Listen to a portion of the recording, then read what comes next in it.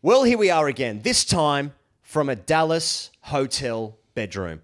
I think we've done podcasts before from Bengaluru hotels, this time a Dallas hotel room, just really trying to figure out what the hell is going on. Yeah. And that's kind of the theme of this podcast, I reckon, Pezza. Before then, we must thank our dear sponsor, Budgy Smuggler, because this episode is brought to you by them. Pezza, are you wearing are you wearing a Budgy Smuggler t-shirt under there? I am right here, and the hat as well. Nice one. New range of apparel right now. As am I. Use the code GRADE, Grade, for a pretty tasty 23% off their underwear and apparel, and is valid until the end of June. Coincidentally, that's when the World Cup final finishes, June 30. That's what we're all gearing up to. Anyway, Pezza, we're in Dallas. Many people might have already seen an interview we had with Aaron Finch. Later you hear from Laura McGoldrick. We had a great chat with Laura in downtown Dallas, outside City Hall, as there was a bit going on there. And that was a really good chat. Looking forward to for you guys to hear that. People might have seen a vlog that's come out or different bits and pieces that we've put across our socials. But for this audience right here, many people listening through their ears, trying to figure out, wow, I did not realize there was a World Cup on. And that is very much the sentiment of what I think this conversation today is going to be about on this podcast. Figuring out cricket in America, is it good? Is it just a play? Is it a play for expats, for the diaspora? Yeah, what is it? What are we looking at, Pezza? Good intro, here goes. I just, in the spirit of self-consciousness, my voice is broken. It's a weak voice. Not even beers. No. It's not even beers that's done it. You know this about me. It's weird. Yes. It can go. I've strained it too much yelling at the rodeo, but nevertheless we push through. They do say, if your voice is broken, just rest it. So I just figured I'll just get through this 2-hour podcast first, and then go to a dive bar, and then after that, maybe swoon to some jazz, perhaps. Indeed, give it a rest. But you're totally right, and I just want to say as well, it's very cool to be in Dallas. We have recorded from some strange places. I do recall once in Adelaide, I was quite strong on us recording in a toilet block. Do you recall that? Yes, I do recall that. Yeah. And you were the voice of reason in that situation. Yeah. I think that would have been the weirdest place. We ended up going on the street to a bar, and the guy started talking to Jesus, talking about us. Talking to us about Jesus. About Jesus, yes, that's right. And Marnus got in touch after that. Yeah, he did. That's right. Marnus liked that. I seem to recall that. But yeah, it has been 48 to 72 hours of trying to figure out what's doing. We'll try our best from, a boots on the ground perspective to communicate it. Because we're super pigs. We're super pigs when you flick the switch, you know what I mean? When it winds up. After 2 beers, whoa, okay, whoa. That's right. Easy there, big fella. One's too many, 10's not enough. Now, I think you and I have been talking a lot about what the hell is going on here. We're trying to remain connected to the truth that we know about, which firstly is, 2 members of the cricket police, and the way cricket should be played. That's right. That this is potentially the biggest crow's feet junket that's ever existed in cricket. Because we played Sydney Test cricket in the exact right era. Exactly.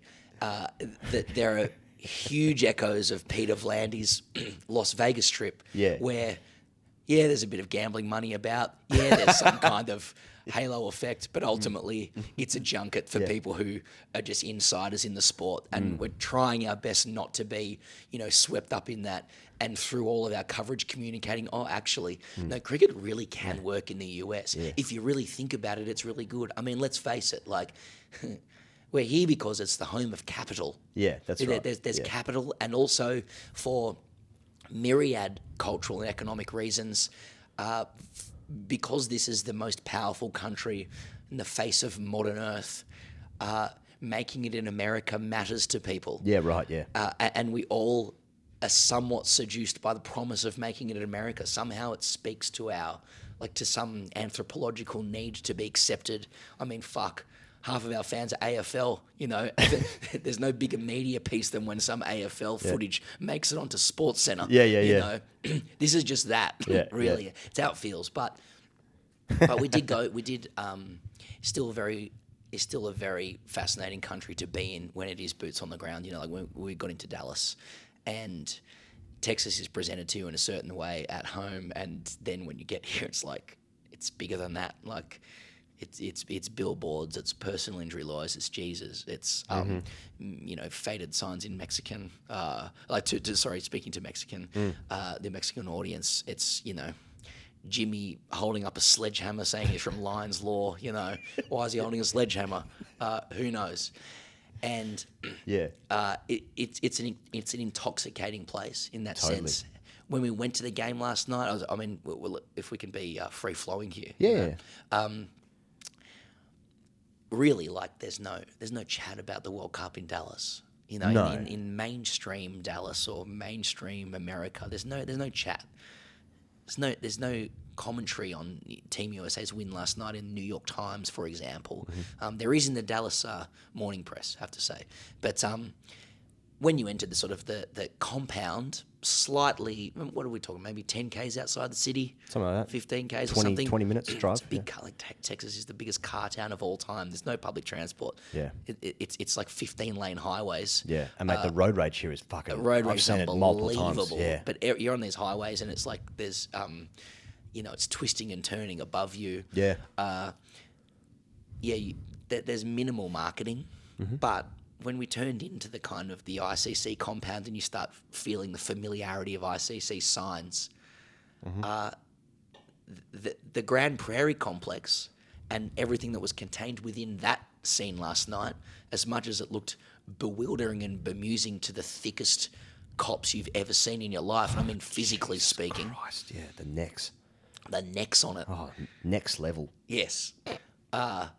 Charlie's not appreciating. Yeah, crow's feet. Yeah. That was real. Totally. That little pocket of Dallas really did light up last night. The feeling inside the ground was very real. I'm not sure how it translated on TV. And maybe that's a little microcosm of cricket in America, in certain corners of people who, for whom cricket feels like home, in their adopted homeland or place that they've moved where they are American. It was a night of joy and celebration as real as anything else, even though, there were jarheads, sledging Canada's national anthem. Opening gambit from me on it. I think there's so much to discuss about like what the fuck's going on and why we're here. I feel like for me personally, selfishly, like in my life, I feel a sense of like gratitude, like today, like even just us being here, because it's like we've both been to America before in a holiday sense, but just like how displaced this feels in a cricketing sense, like for our work, and there's no sense of us being here being like, well, about time they brought us over here. And now let's show you now let's be on the real show, America. That's right. So I feel like the gratitude that I have in my life, our life, but I'm talking about myself, like in my life, where the reason that we're here is because of the people that follow us on Patreon and the people that we've been lucky enough to be supported by with our sponsors and that kind of thing, gets us here and gets the foot in the door to like see these places that I never really thought I'd get to experience and get to see, like even like in our life in the last few days, going to a rodeo, seeing where JFK was assassinated, like places that have always like fascinated me in an educational sense, and now getting to see it because of work, like I feel a sense of gratitude with that. And then like, let's be real about the cricket situation. It's not on SportsCenter. It's not on the press. It's like Kimmel's not talking about it on his late night show. It's not a thing here. Yet, when you get into that complex and you're speaking to those people, how appreciative they are and how important it is for them that cricket was there, and in many ways that we were there because we're such an important part of their lives. Oh, big time. Yeah. When we're in the media centre, you're going to hate this, but we'd been sitting down for a little bit, and then you said, let's go for a lap. Then you said, I just haven't been recognised in 20 minutes. I wanted to feel something. And then as soon as someone does it, mate, all right. Mate, fucking settle down, You're being a pest, mate. Mate, fuck off. Yeah, mate. Someone come look after this bloke. Fucking Sorry. I feel the same. Just couple the gratitude with also being a cunt to people.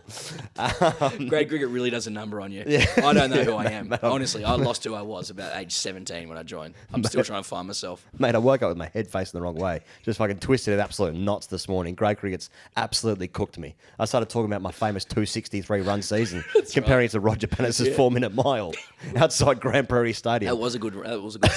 I blacked out for a second. Anyway, no, just talking about like what it felt like when you're outside the ground there and the size of Grand Prairie Stadium. I would say it's somewhere around about North Sydney Oval size. It's probably the Junction Oval in Melbourne. Somewhere around about that size is probably capacity. I think it was bigger than North Sydney Oval. Oh, one side was. Yeah, it might have been. There was a long side and a short side. I'm talking about like in terms of how many people can fit in the ground. Right, it might be like 6, 7, 8,000. Oh, you're right. Like it's that. Yeah, in terms of capacity. I can tell you North Sydney Oval's capacity. Right, of course. 21,000. So, but the people that were there, the overarching feeling that I got from the fans was just happiness. That's all it was. And I commented multiple times that people felt happy there.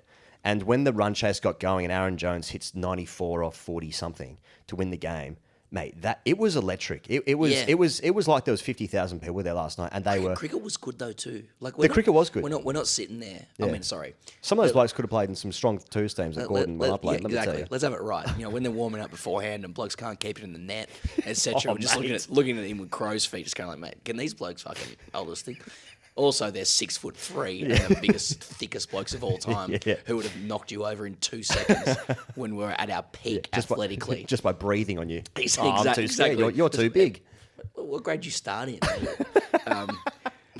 But I tell you, I mean, the conditions are amazing. There was like a 2:30 deck last night, which it should be. Yeah. But the cricket's good. Guys can play. Yeah. Oh, absolutely, yeah. Like I said, sort of three. Yeah. As soon as you say it, you're like, yeah.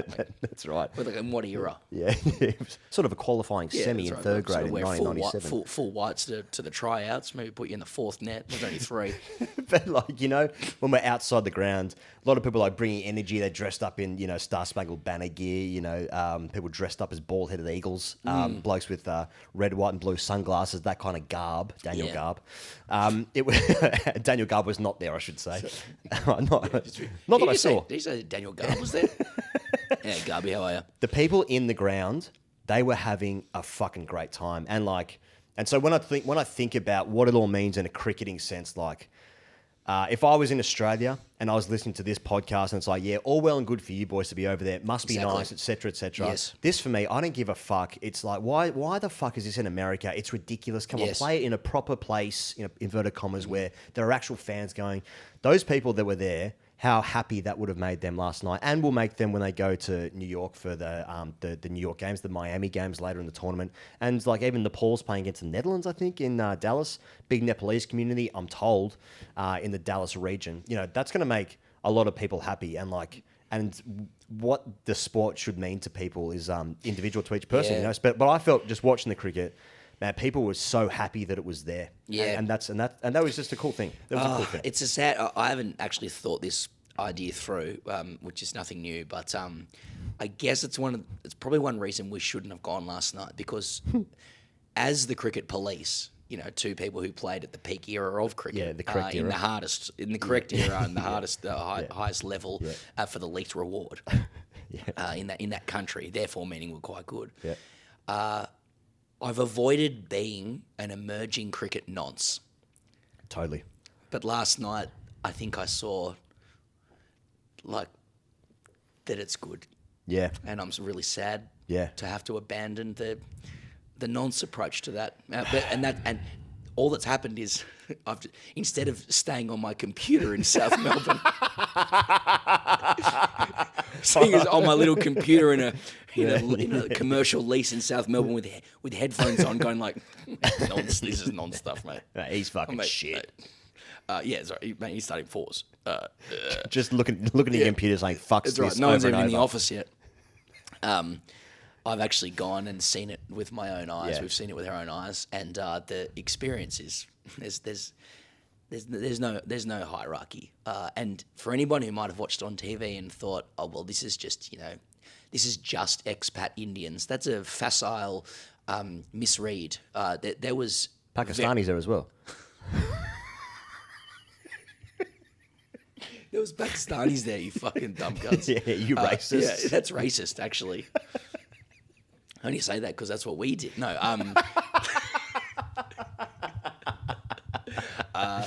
no, there was a very distinct US flavour. And it's, if you think these are just Indian and Pakistani or South Asian people who are just following cricket, but they happen to live in the US, it's a very, very like facile, idiotic read. The idea of bringing a sense of home to your new home is.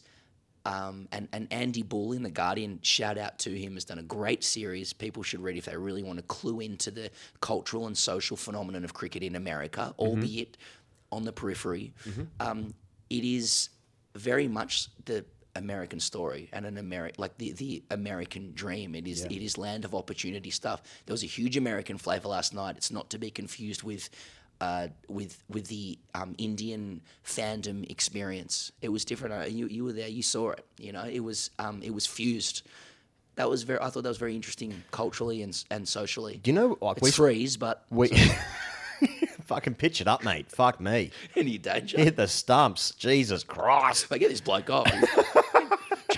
Jones is just lining this bloke up. We were just standing next to the dugout. Fucks this. Yeah. So we spoke asking if we were having a stroke. Sorry, go on.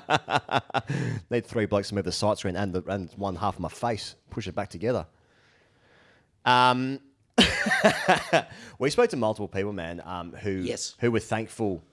They were supporting the USA because they lived there, but then they literally reference what the country had given them. Yes. You know, like they were from Bangladesh, they were from India, whatever, and they was thankful of what the country had given them, the opportunities.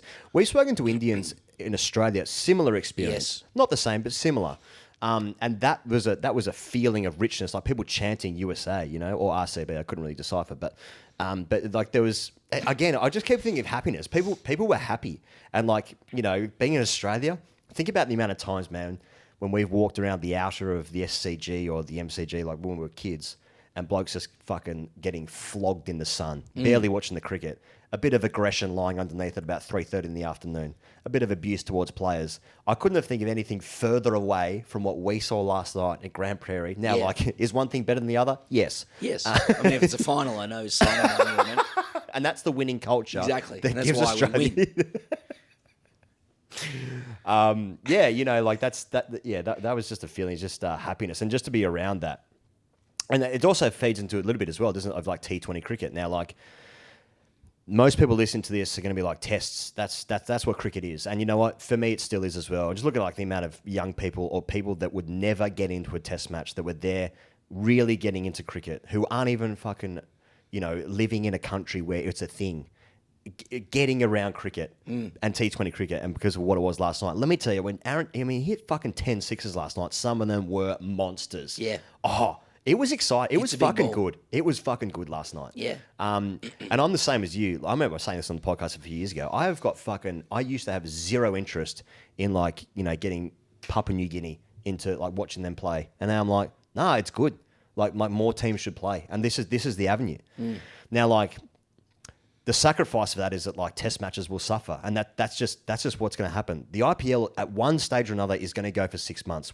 That's just what's going to happen. T20 World Cups are only possible. Sorry, those like associate nations getting into World Cups is whatever only they're really called, yeah, whatever the fuck. It's twos. It's only possible with T20 cricket fundamentally. And that's good, but like you have to, you know, me as someone who likes the tests, I'm going to have to sacrifice some of my love for that to get more people involved in the sport that fundamentally I actually really like. I think it's possible to,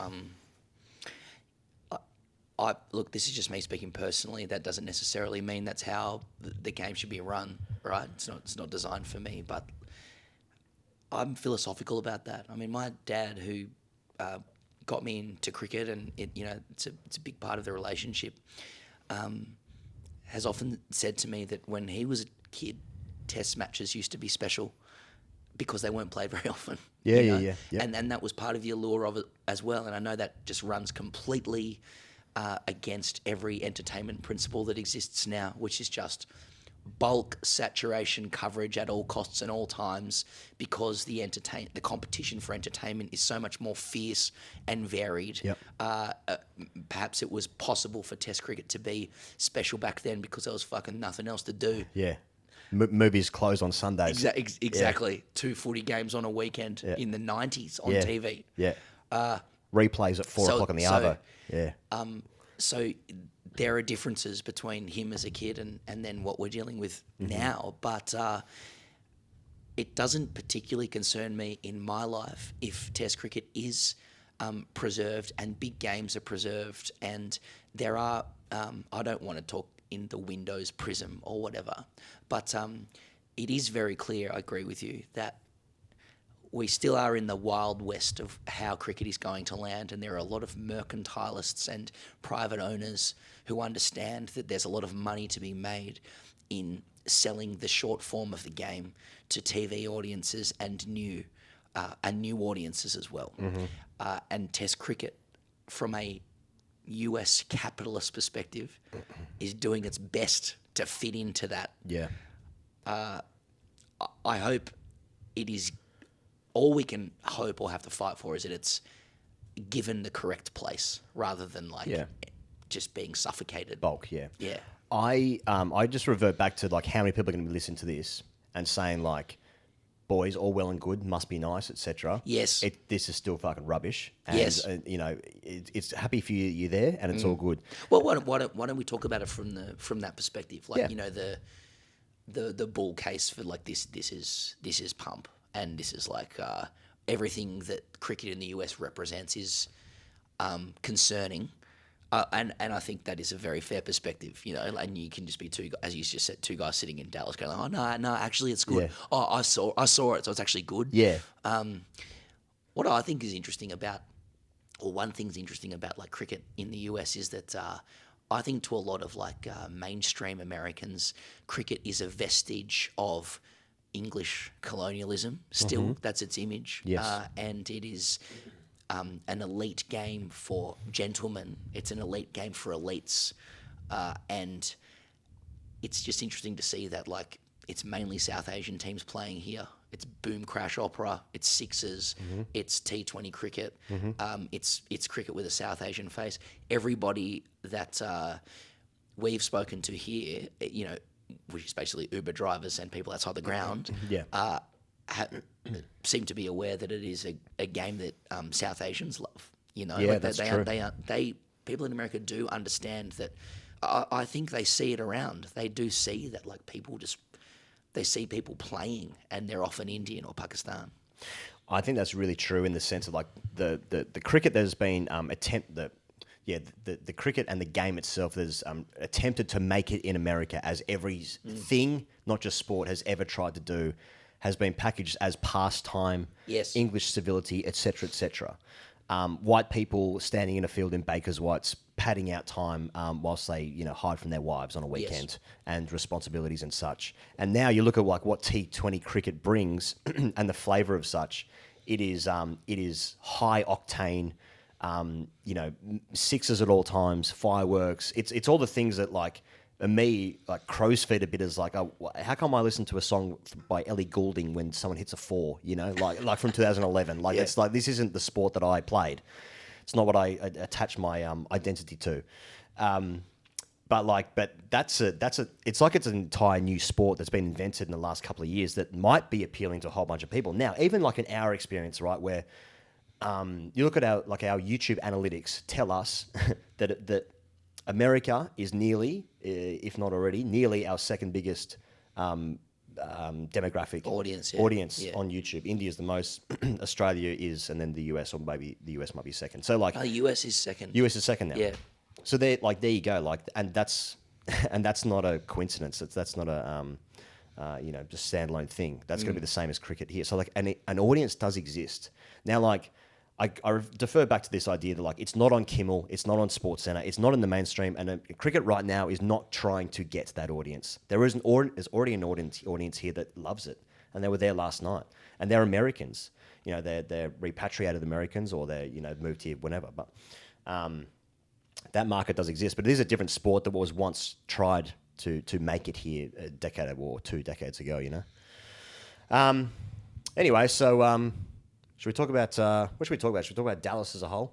Do you want to talk about Dallas experience? Yeah, let's talk about Dallas. Should we like?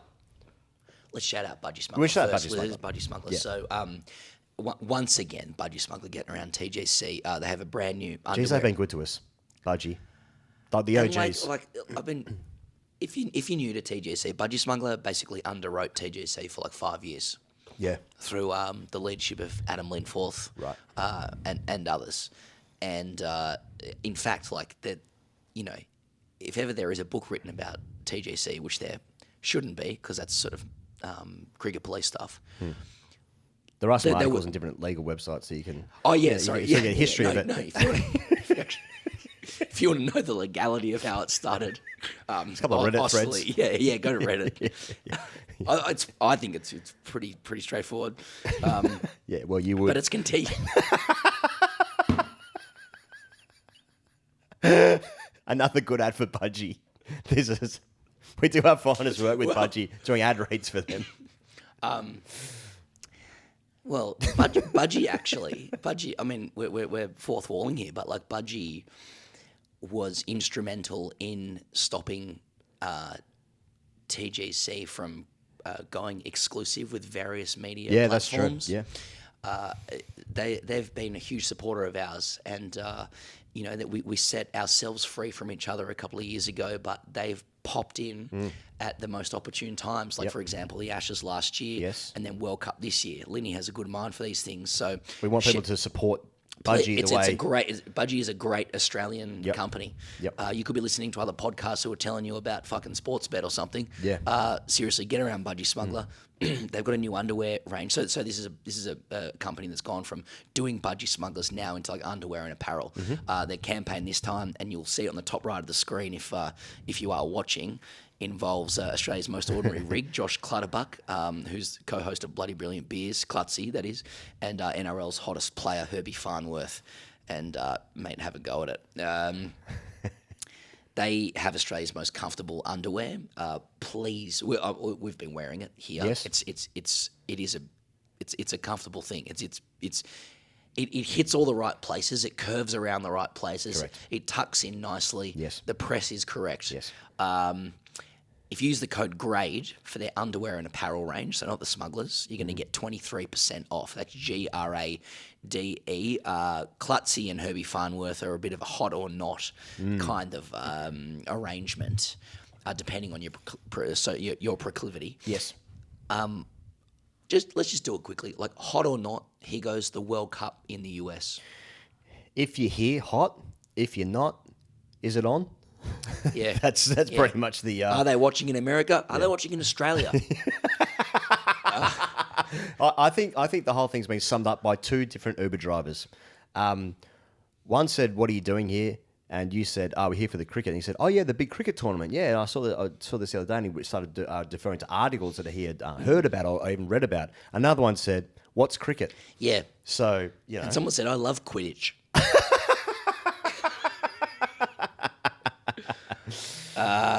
Yeah, but like you want a bit of Dallas stuff. Dallas stuff, yeah. Well, I mean, yeah. So we are in Dallas. This is our last night tonight. I've been here since Wednesday. Pez got here on Friday with Charlie and our other producer Damon, who people might remember who we were with in India for the Border Gavaskar series in 2023.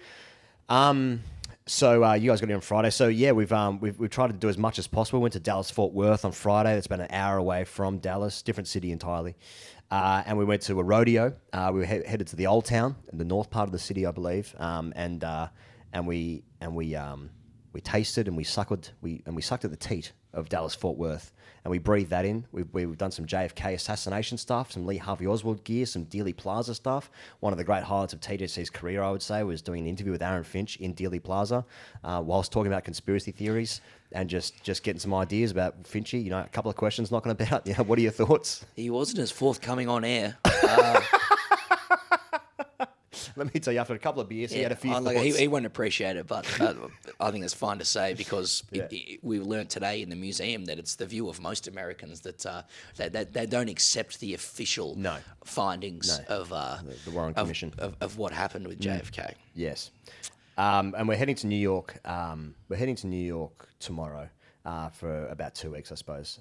And of course, our live show with Ravi Shastri. Probably should have said it earlier, but our live show with Ravi Shastri. Tickets are available at greatcricketer.com or at Ticketmaster. Ravi Shastri on stage the night after India-Pakistan. That's on June 9. Our show's on June 10.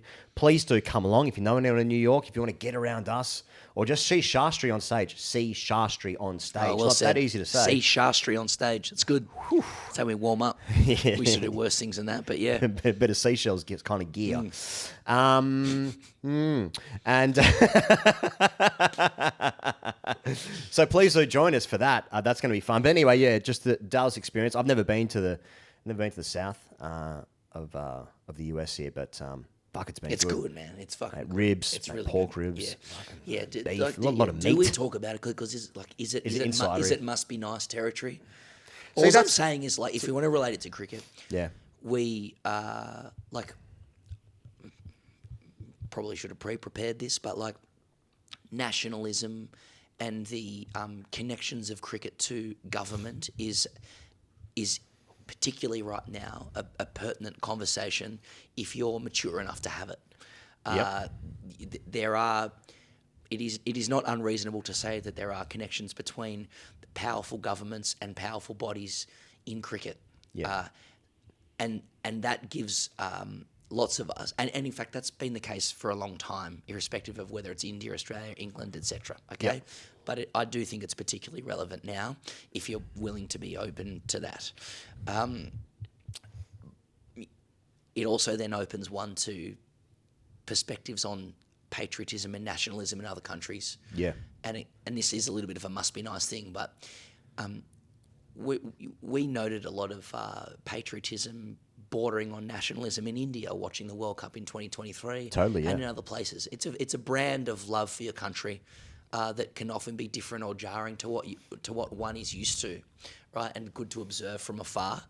But then you come to the US, and the patriotism here is fucking off the scale. It fucks you in the face with patriotism.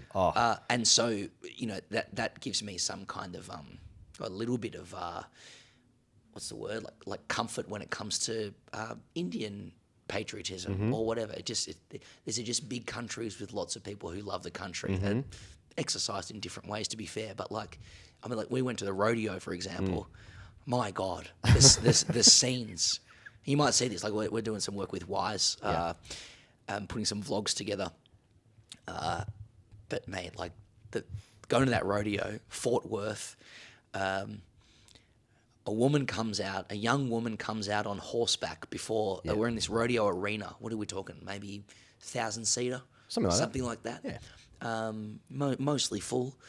And it's a rodeo. It's like a blood red dirt track. Yeah. That's probably half the size of an athletics track, maybe. You know, it's like a mini athletics track size of the surface. Maybe whatever an ice hockey arena would be, or like one of those like indoor athletics arenas you see. Sorry, we're waiting on delivery here. I was someone at the door for you, Charlie. I think the cash is just still there. Let me just get that right. Yeah, and there was an attractive blonde woman sitting on Josh Hazelwood. Seriously though, there's to open the event, a woman comes out on. Just give us the beers. Thank you, Charlie. Thank you, mate. Thank you, Charlie. A woman comes out on horseback and one of the biggest American flags you've ever seen. Huge. And that is able to be held on a totem pole. She is sitting on the horse, center stage, on this rodeo track, looking fantastic. Lights dim, spotlight on her, and some pump up American song comes on. That I've never heard before, but everybody in the crowd knows it, and no, it's not Star Spangled Banner or Take Me Out to the Ball Game. No, it's not that. And you look around the stadium, the arena, and like young people have hands over hearts singing this song. The big screen, which is in fucking the best 4K you've seen.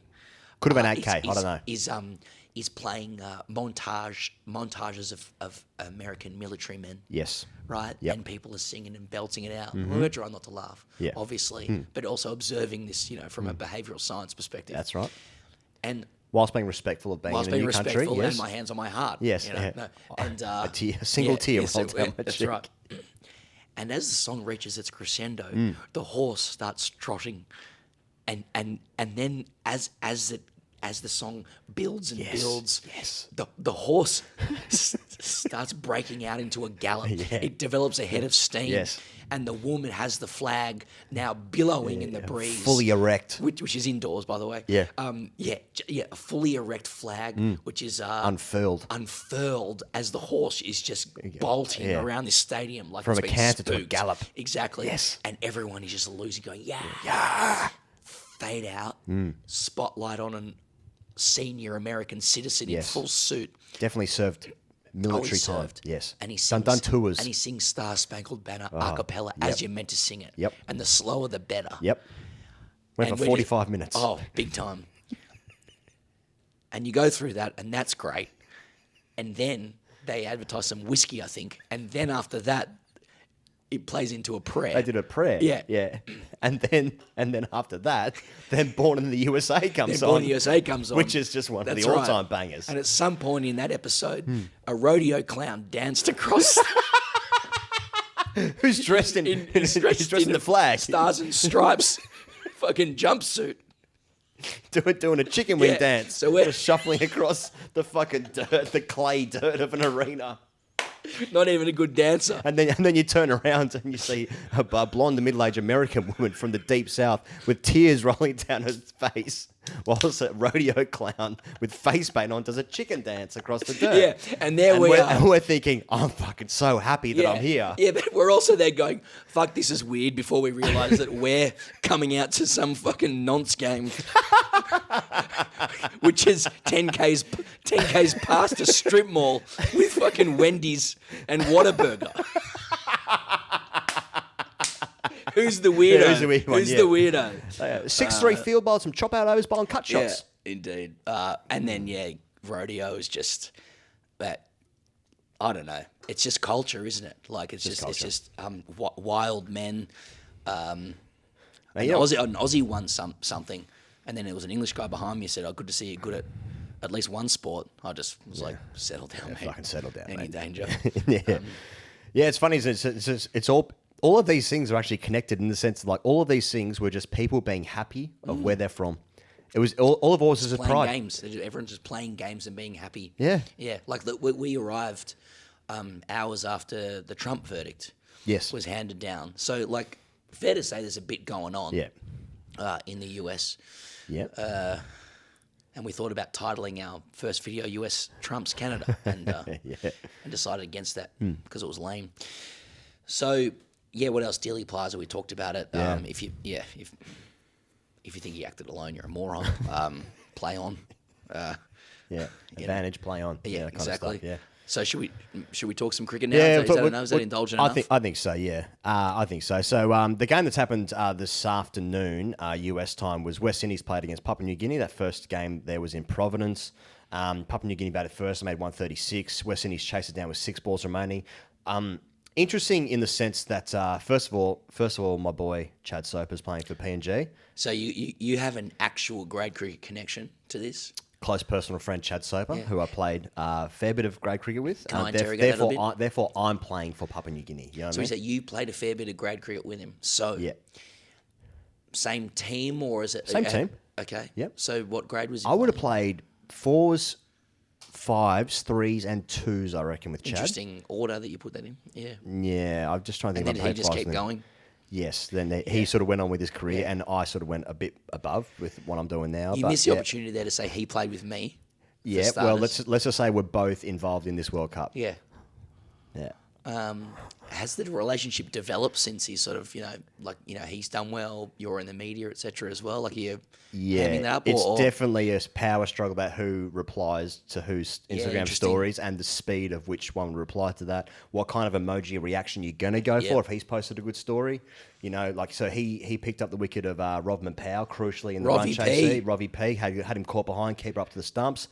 A lot of people have got behind my boy Chad. I'm just going to keep calling him my boy, just a little bit condescendingly, just because he's younger than me. So not Soaps? Do we say Soaps? No, yeah, Soaps, yeah. And he's posted, like, a lot of people who's reposting the ICC story of him getting that wicket. Yeah. I'm obviously going to reply, settle down, mate. Yeah, of course. First of all, you lost the game. It's just a big wicket. It was a bit of a low shot, So are you worried about getting him on the show? Because I've offered this many times. You keep saying no. Like, are you worried about what he might say about your own? I don't have his number. Yeah, don't need more. Yeah, he doesn't reply to me. Yeah. He'd be great on the show, Chad. Okay. Yeah, he'd be good. What's the point of this? The game between West Indies and Papua New Guinea in the Cricket World Cup that we're here to cover. No, I suppose what I'm saying is I want more people to get behind Soaps. Yeah, get behind him. So when PNG are playing, obviously they've got another 3 games remaining. Get behind Soaps. That's what I'm asking for. That's 1 for 19 off 3 for Soaps. Yeah. Why didn't he bowl 4? Questions asked. Anyway, the point about this game is, if that's boring to people, is that that's an interesting run chase for the West Indies, who I think are real challengers in this World Cup. Sorry, that's not just me. I think they're good. I think they're good with the West Indies. And PNG, obviously a lower ranked side, associate nation, etc. You would think they would sweep past them. And look at the scores: 136 plays 137. Mate, it's like, is this going to be as black and white as what we think it's going to be? Nobody knows. Well, I've got a couple of ideas. Yeah, of course, matchups and stuff. And just what the data's saying. Well, I see things differently. As in Saurav Ganguly. Because I've got a lazy eye. Yeah, I mean, I know there's no literacy of T20 cricket in Australia, including us. It should be said. Or when the games are on, or if it's on. Yeah, that's what I mean. Literacy. Like, I can't read. People can't read a TV guide. It's a literacy issue.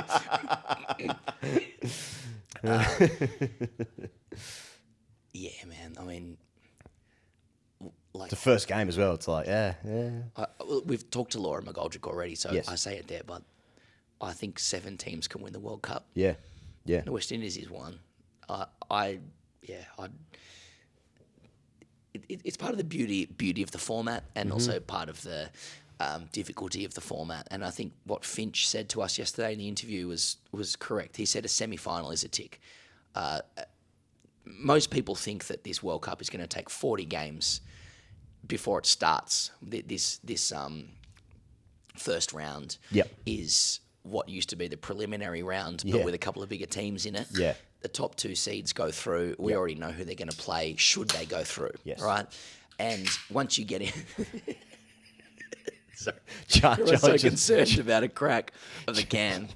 Charlie just cracked the biggest beer of all time. That's right. That sounds like you've got arthritis over there. There's your liquid gold, Charlie.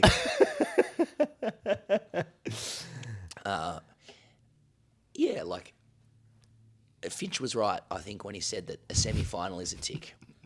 Everything okay? No, think about just things Finch has said. Yeah. Finch said a lot of things, to be fair.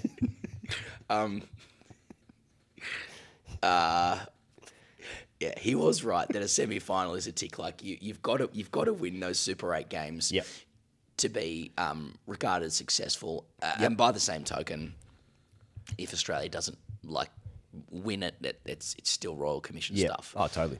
I got a comment about Australia. If you're happy to go there, let's go to Aussies. Globally. Yeah.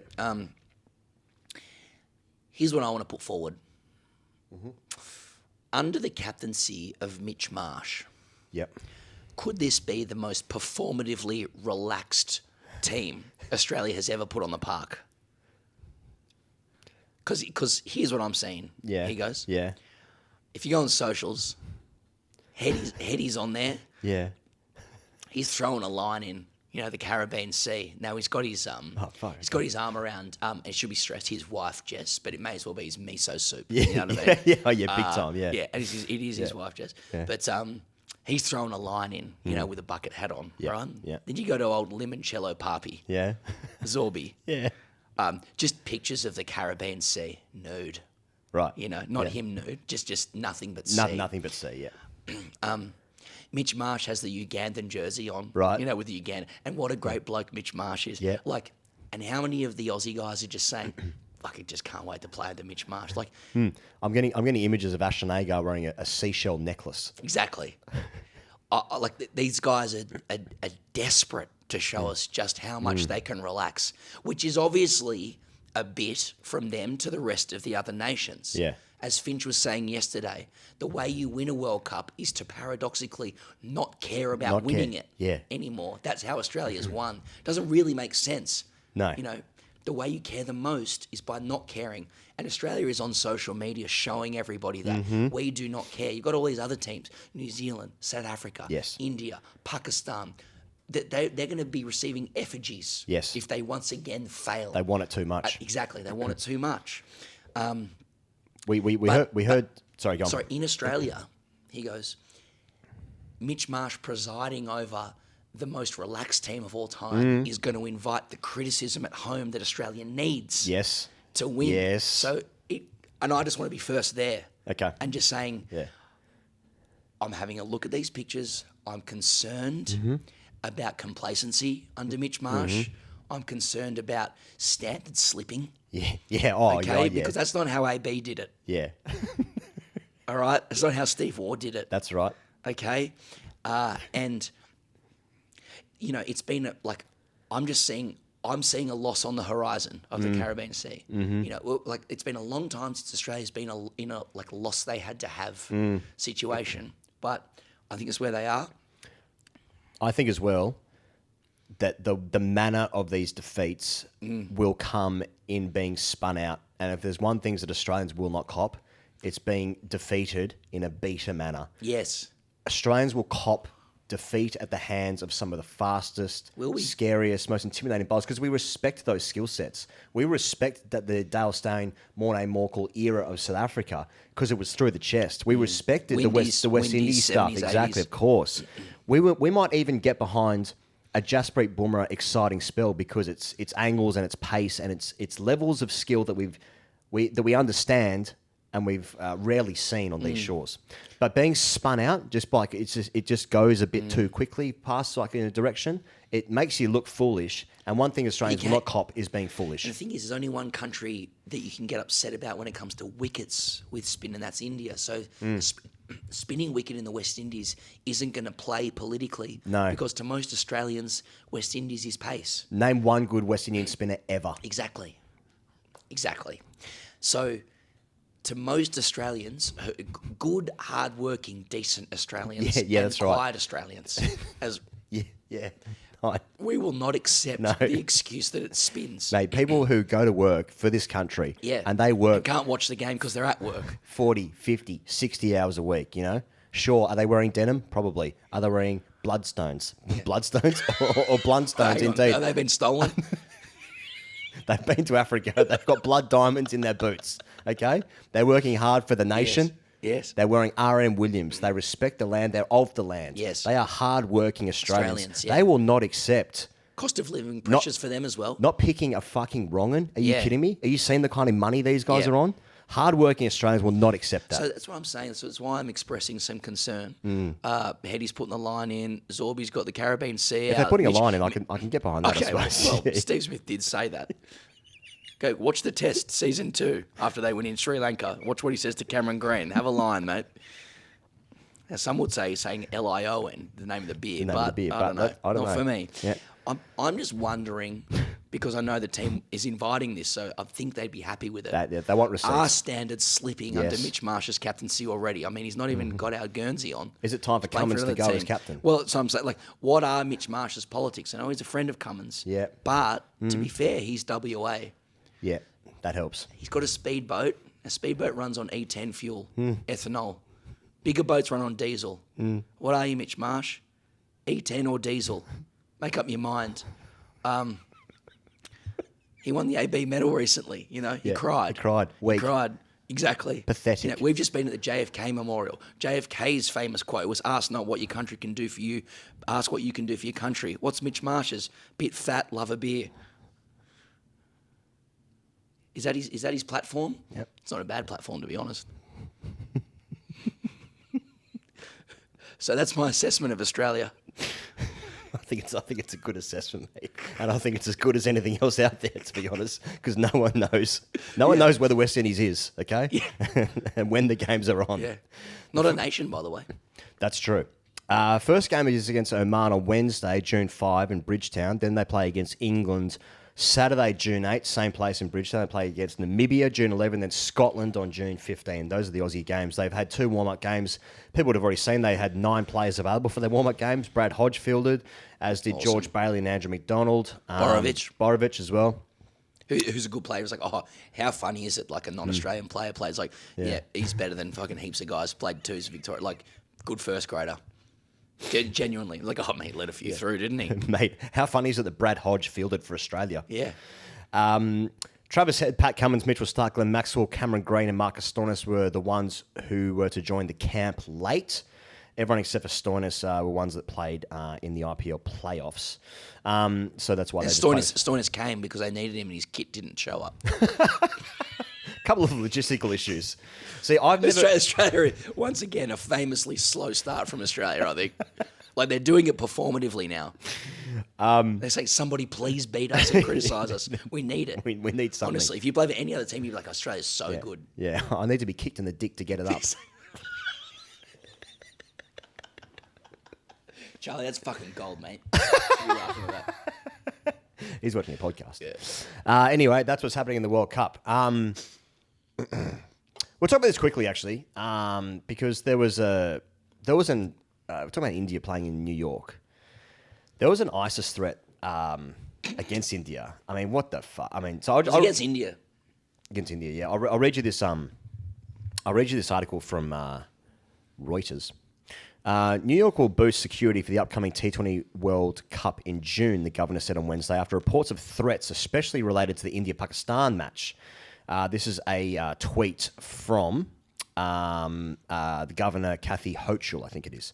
In preparation for the Cricket World Cup, my team has been working with the federal and local law enforcement to keep attendees safe, adding there was no credible threat at this time. Now, ABC News cited a New York City Police Department bulletin saying the tournament and its related events in New York City could be viewed by extremists as an opportunity to commit acts of violence or disruption. Recent pro-ISIS propaganda, which specifically referenced the upcoming India-Pakistan match at this major event, raises concerns and reinforces the need for heightened vigilance. Among security partners, the bulletin is quoted as saying by ABC News. Anyway, I suppose that's it's all prelude to this like the even the security that we saw made at USA Canada. I mean, there was literally an armed vehicle with a sniper outside the ground. Police officers walk around with some of the fucking biggest guns you've ever seen. Never seen that before at a cricket game. It's, I suppose just we even saw the team coaches leaving under police motorcade. Motorcade, thank you. Not to be confused with JFK's motorcade. Not to be confused. Not as close to him. Not as close. Anyway, yeah, I suppose it's just part of the heightened security needed for such a politically hot country. And a lot in that. They're saying like it has been reported. It's been reported in multiple places, but yeah. Well, as I know, like the story is not carried in Guardian, SMH, Cricinfo, Crickbuzz. Cricket barely carried it all in the New York Times. Yeah. And like. You're not going to like this because you're being correctly mature about it, but they're like, oh, the game's been mentioned in pro-ISIS propaganda.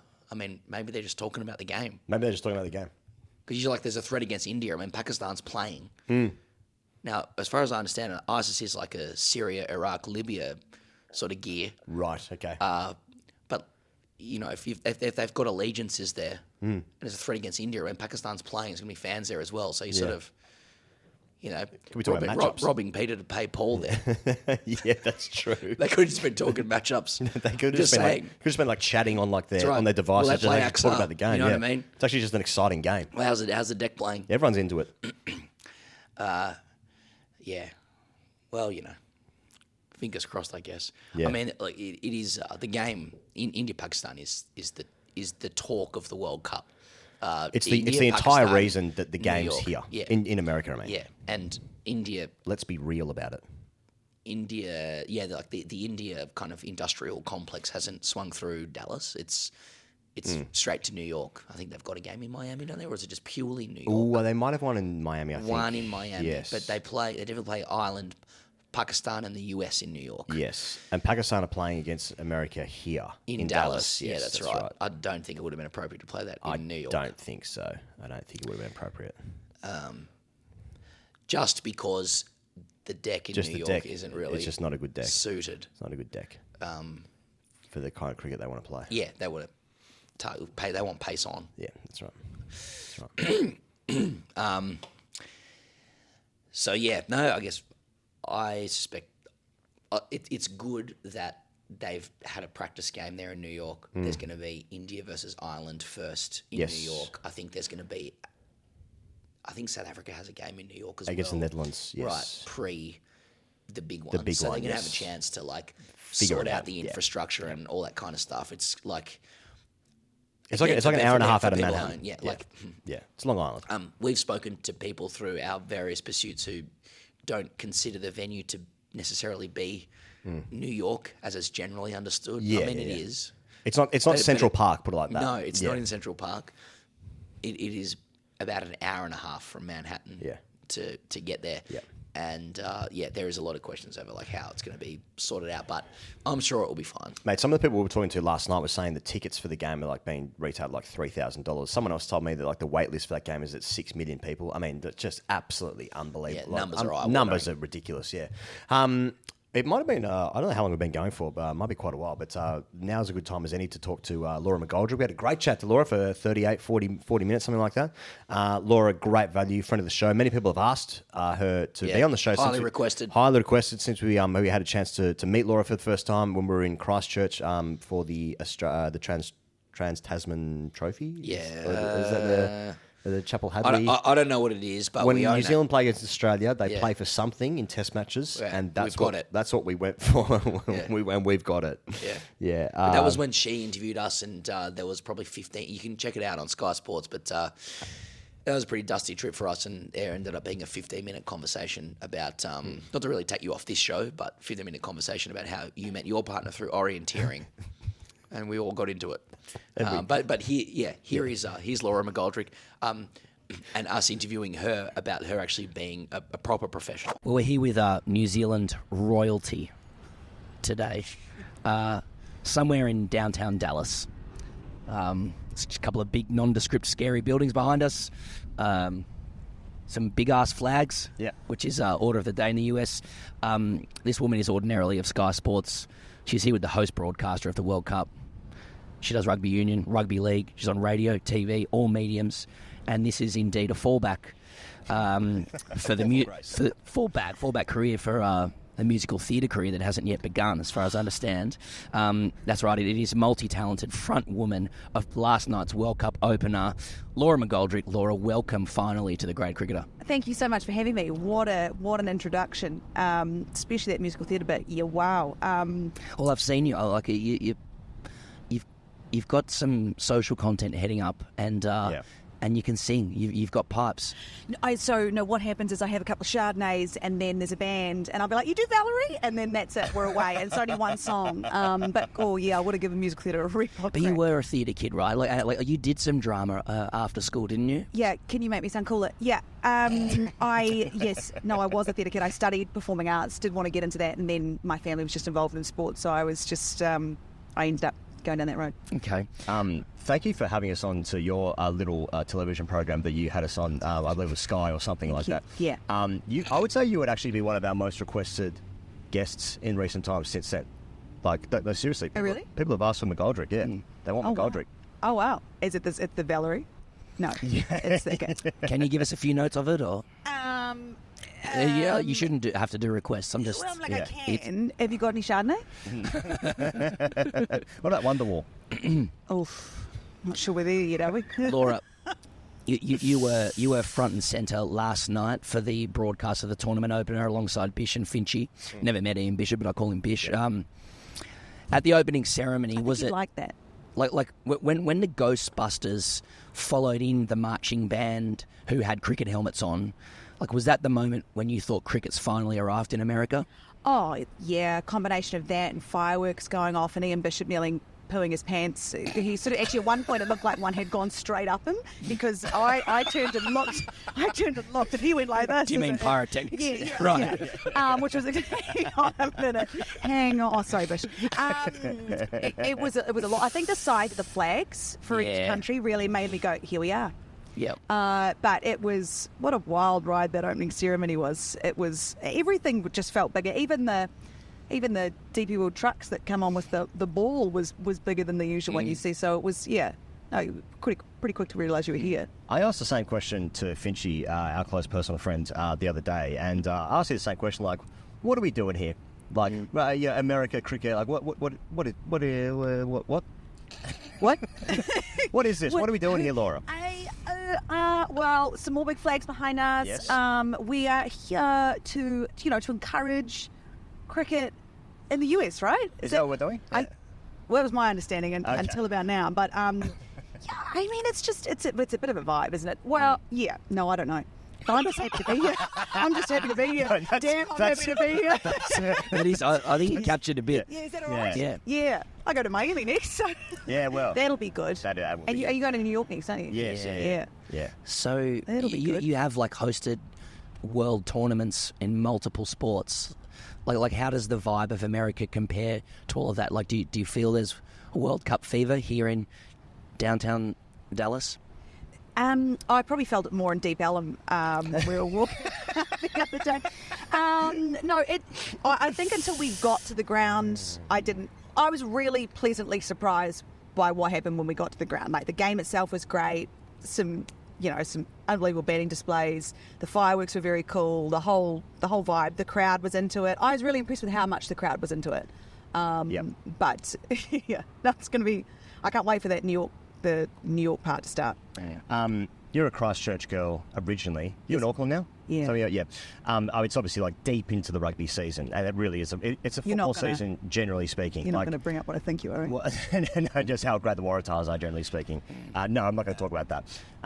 But like, what's the mood of the T20 World Cup, this one in New Zealand? Because in Australia, a lot of people are commenting didn't know this was on, genuinely, and I don't think they're being sarcastic. Some will be, of course, but like there was the first game last night, a lot of people didn't know it was on, and I do think that is a general sentiment for the deep south, southern hemisphere. Would you agree with that? Yeah, I think that yeah, you're right. I don't think a lot of people. And my favourite reaction is when you go, "What are you doing in Dallas? You're here for the World Cup for your mates and stuff," and they're like, "What? What World Cup? Yeah. The cricket, the T20 World Cup." Yeah. I actually think the time zone's all right at home for us. What's the time? What is it like for you? Yeah, I think it's morning. I think for us. Yeah, we're afternoon. I'm pretty sure. What's it? Like lunches. It's So a it's all right. nighttime West Indies game is okay for Australia. Yeah. As long as you're allowed to watch TV at work. Yeah. Where there's a will, there's a way. Yes. And but yeah, hopefully once things start kicking off and Australia start, New Zealand get underway, because we don't start till the 7th of June. Oh, I was just going to say, like, to the 7th. like Kiwis this World Cup, it's almost like, I mean, like, nobody's talking about you again, and you are the last team to start in the World Cup. Some teams will have played 2 or 3 games. Like, it's almost symbolic. It's like, oh yeah, them. All right, we'll give them a game. In Guyana. And are you like? Is that the Kiwis having the World Cup exactly where they want it? Once again, underrated, unspoken of, ready to overachieve. Yeah, and then we'll pop up in a final. Yep. And you'll be like, wait, how did that happen? And that's the way New Zealand likes to do it, especially in cricket. So yeah, look out. That's all I'll say. Good luck to you. Mitch Marsh can't bowl, eh? It's okay. Calm, settle down. All right. Sorry. Dunked on us there. She's early. It's Afghanistan, West Indies, Uganda, and Papua New Guinea. PNG, of course. Yeah, in New Zealand's group. Is it just? Do you think it would just be a matter of winning one of the West Indies, Afghanistan games to get through to the Super 8s? And is it a group of death? Yeah, I think it could be Afghanistan and Guyana, where it spins a bit. I don't think that's how I saw us starting, personally. I'd take the earlier start and not have Afghanistan, because I think they're an interesting team and they just keep getting better.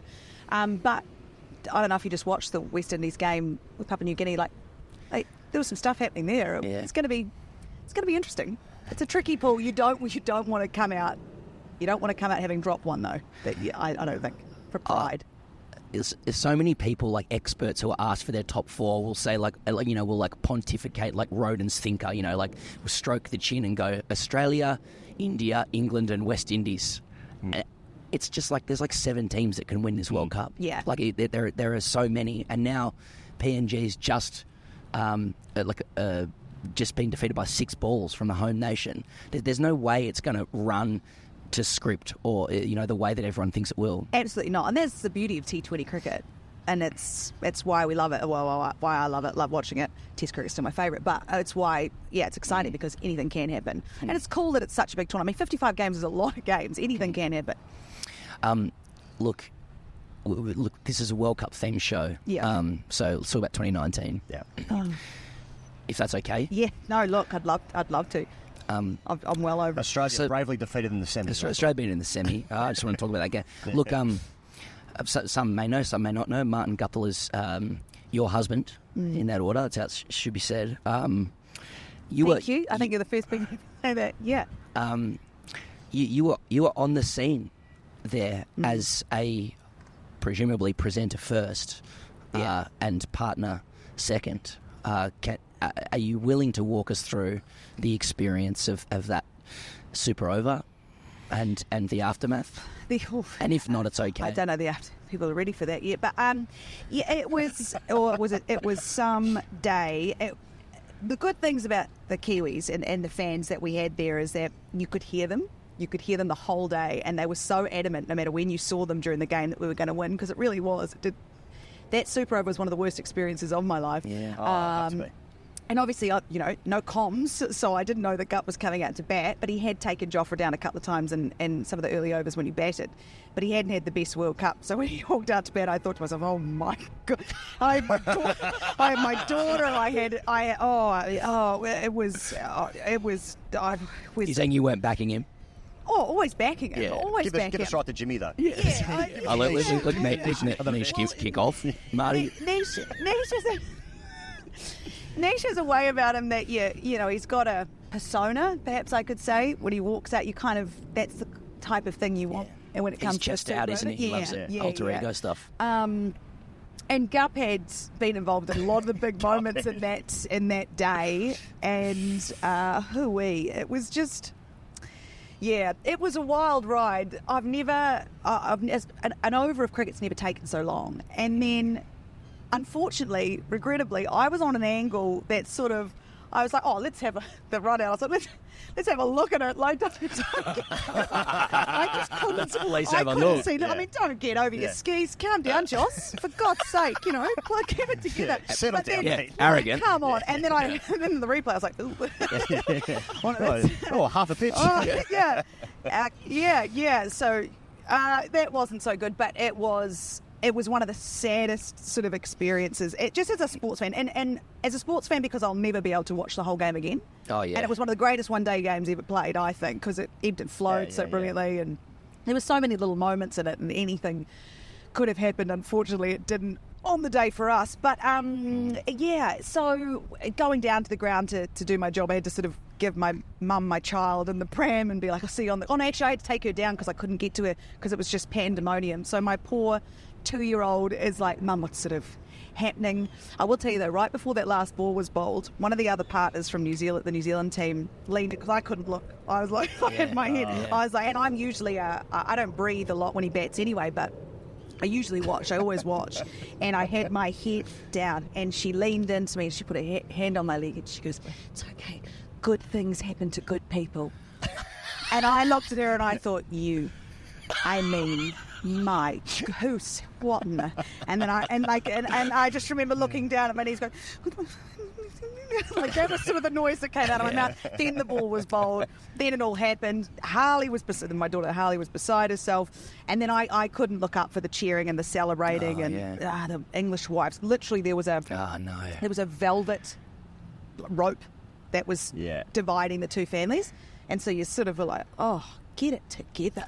Carry on when it was on. So they just then told us, they doubled the prize money and whatever. Like, good for you. Yeah. Like, you have a lovely, lovely time. It's just a and it's a tie. No biggie. It's a tie. Did you really win? Yeah.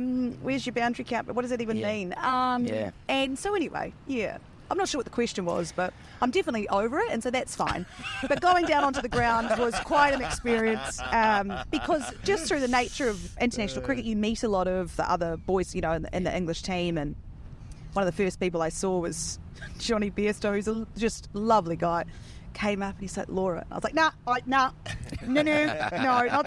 today. Johnny's like, do you want to meet my mum? I was like, hello, Mrs. Bairstow, but nope, definitely not. And then I had to go and interview Gary Stead, who was the coach, and Jimmy Neesham, who was very emotional. I'd never seen Jimmy that emotional. And then I saw Gup, and he just didn't. He was just pale and quiet than he usually is, and it was a very weird vibe on the ground.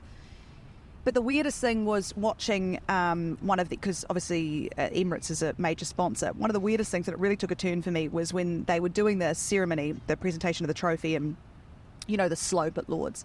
And I was standing with what's that? Sorry, no. Heard of it. My cameraman and my producer were standing, and this gorgeous and all her kit comes over from Emirates and says, "Can I have that plastic bag?" And at this point, everyone's like, take whatever you like, sweetheart, just give us the trophy. Let's have another crack at the Super Rugby. No, I was like, my producer, you can have that plastic bag. So she emptied the contents. She took about 5 steps up the hill and just chummed it in the plastic bag.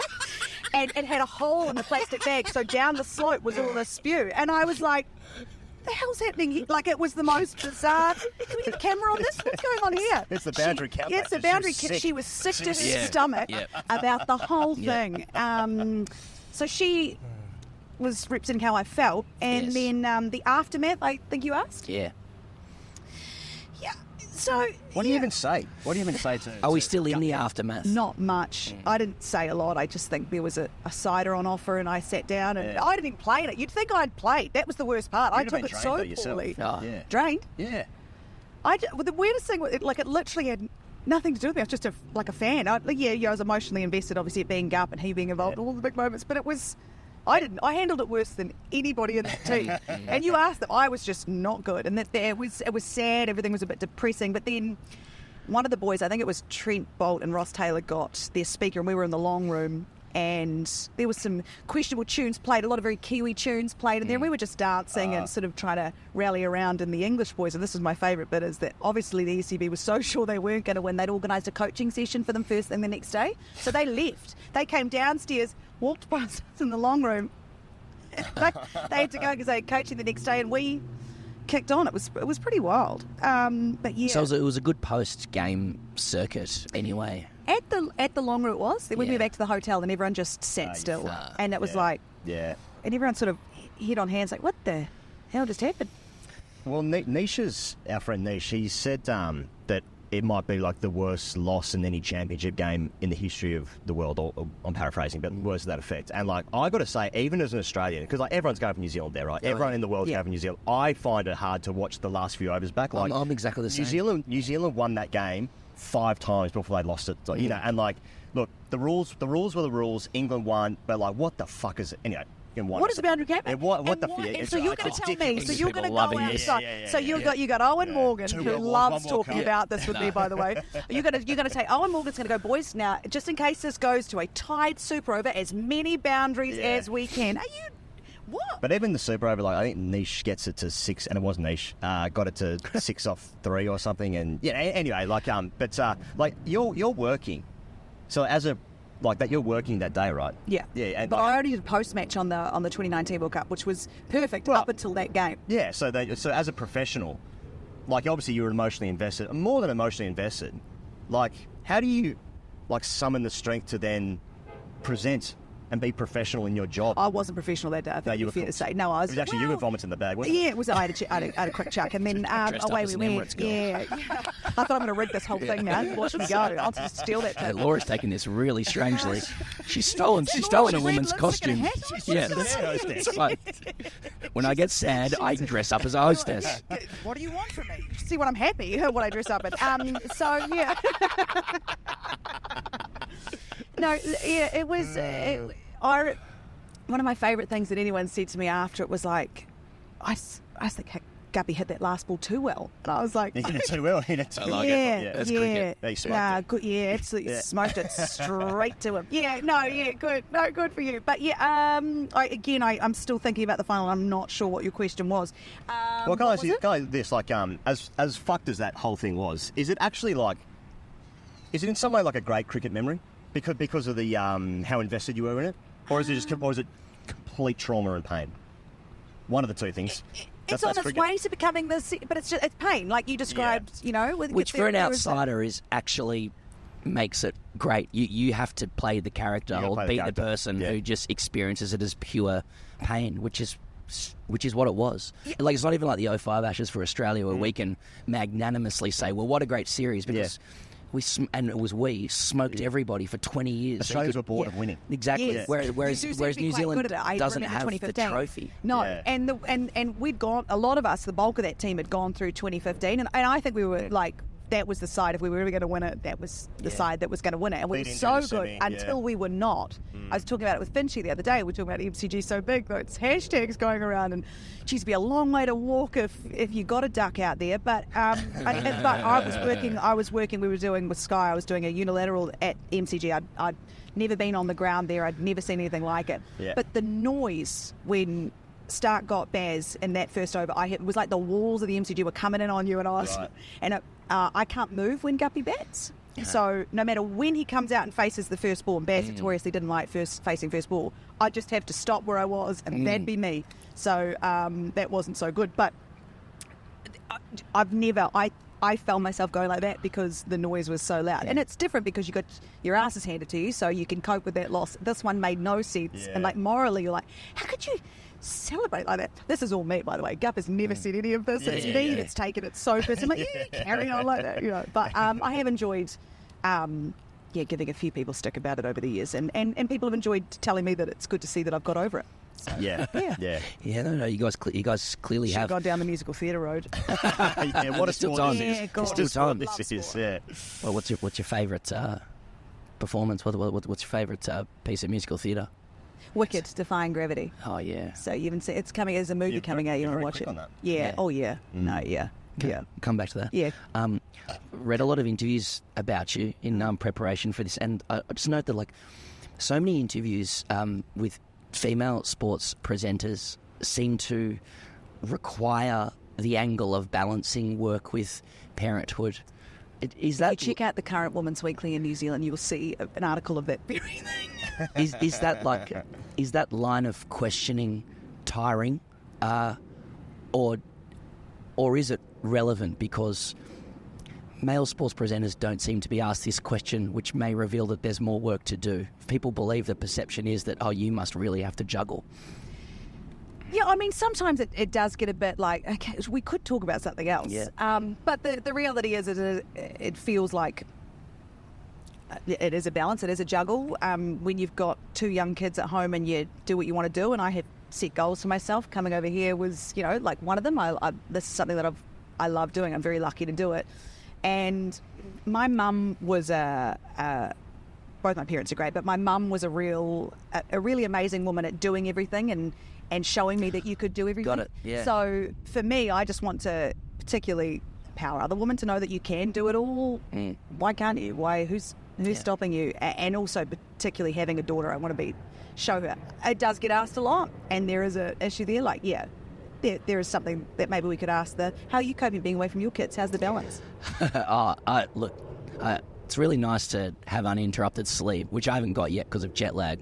But don't tell your wife that, okay? Oh no, she knows. I hate it. No, I hate it. I'm here for 2 weeks max, and that's it. It already feels too long, But I do feel like it's a question, and that seems to be more directed towards women in the sports industry than fathers, for example, which I think does reveal perceptions and attitudes, even if people are asking out of care. Yeah. I mean, ideally, it is the responsibility of both parents to, spend time with children and balance and share and stuff like that. I mean, I wondered with you if Gup, and I've never met him, but I'll call him Gup. He was a cricketer, so I presume he had a fair bit of time away as well. So perhaps it's Laura's turn, Oh, thank you. Yes, should write that down. No, you're exactly right. It's always made me laugh when people go, "Oh, you're gonna go away for the World Cup. Who's gonna look after the children?" You go, "Their father." Yeah, he does. He is there from time to time. Like but in saying that, I probably have a newfound respect for what he's had to do, because there are sacrifices when you play sport. Cricket, so you're a long time away, and all of those things. I was with the kids, so it was fine. Yeah. I loved it. Never took it for granted. Was fantastic. Missed him. Would have been nice to have a hand, but it is what it is. Yeah. It's harder for him being away from them. And obviously, but I now have this new sort of empathy for what that would have been like, because he left when our daughter was 5 days old. He left when our son was 4 days old, and he came back and they were adults, and it was no, not really, but about he'd be away for 6 weeks, 8 weeks, and it must have been awful. It doesn't really, like, from experience, it doesn't really play though. Like if I've left my 6-year-old and 3-year-old with my wife exclusively for 2 weeks, who's had to take leave so I can come on this thing to go, like, it's actually really hard for me too, babe, and I'm just calling her from a rodeo in Dallas. Don't call it from a rodeo in Dallas. Do not I'm finding this really difficult. Yeah. I mean, but it is, because but when you're in, like, telling cricket stories, it's not really that easy to convey to your wife that, like, no, there's actually heaps of work and it's quite stressful. I mean, she understands, but still, like, it's nice to be away, but it is difficult. It is difficult. You want to be careful how much you tread around that hole. It's really stressful. Stressful. I can't sleep. I'm tired. There's all these different things. You want to be really careful, though. Yeah. Hey, I call up with a broken voice, and I'm like, I promise it's not beers. It was the rodeo. It was just one day at the rodeo. It just did me in. Yeah. In hindsight, it was a mistake for us to call Guppy at 4 a.m. when Fitchy was feeding us seltzers. That was a mistake. What the hell is in a White Claw? We do need to... That was a mistake in hindsight. And why was it black cherry? Was that a flavour? Never again. Sort of questionable references for down in Southern America for those drinks. Anyway, let's not go there. Laura, I feel like you're extremely connected. I feel like you know everyone in New Zealand. Like you seem to have a lot of, like, Dan Carter stories, like every cricketer ever. Who are the? Oh, just talk about the cricket team. Who are the good guys in New Zealand cricket? Because, like, they sell themselves as the good, nice guys. Now, which we don't believe. For years I've been calling them the skeletons because no one's that nice. There must be skeletons in the closets. Yep. So I just want to know who's got the skeletons. No. What I'm asking is who are the real good guys in New Zealand cricket that are still playing? And who are the shit blokes as well? And who are the worst blokes you've ever met? Yeah, and tell us the most debauched stories about them. Well, see, your problem there is Who do you hate? This isn't live, is it? No, it's not on at all. No, it's not even recording. Is that red light? No. The problem is, for the most part, they actually are all good nice, guys. yeah. They are lovely guys, and I've had great experiences. They've always been very good to me, and it must be odd. I'm a partner, but I also work in the media, and how much to them. I've never had an issue with any of the boys or anything like that. My mum worked in cricket for a long time, so when we talk about deep pain, I've supported the Black Caps for a very, very, very long time through the 90s, like right through up until when we did hit our sweet spot in 2015. And they have all been, I've never had any issues with any of them. They've, had good fun with them along the way. Martin Gutt was probably the best, obviously, and just sort of people scattered around him. Definitely top five for sure. She said probably the best though. He's probably. Yeah. I had to think about it. Yeah. We'll sort of. Yeah. So the Kiwi boys, they are good boys. Because even like the announcement for the World Cup, when they announced the World Cup squad, they had those kids announce the thing. It was like, oh, make you love them more. Or? That's all nice. It's all sweet. It's like, I don't trust it. It's cricket. It's still cricket. Still cricket. If anyone's a 10 out of 10 person, that's when the alarm bells ring. You want to be about 8 or 9 out of 10. No, I don't think of that much. I think you're lying at that point. Yeah. Even an 8 out of 10. Yeah. I don't know. I've met some real dogs, but no. Was there a D in that dogs? Yeah, there's a little southern twang in there. I came on American Airlines, and there was all these women who were sort of in their 50s and 60s. You all right, ma'am? You okay? You all right, ma'am? You want a pillow? You okay? Yeah. It feels good. So that's Southern hospitality. Oh, it's fantastic. I felt right at Don't you go wrong now. You gonna go to the bathroom? If you want to go, you got about 2 minutes, honey. We're gonna come into the landing. You bear's whole ass now, honey. Be hauling ass. Y'all, I was half expecting the captain to come on. Y'all, welcome to. But yeah.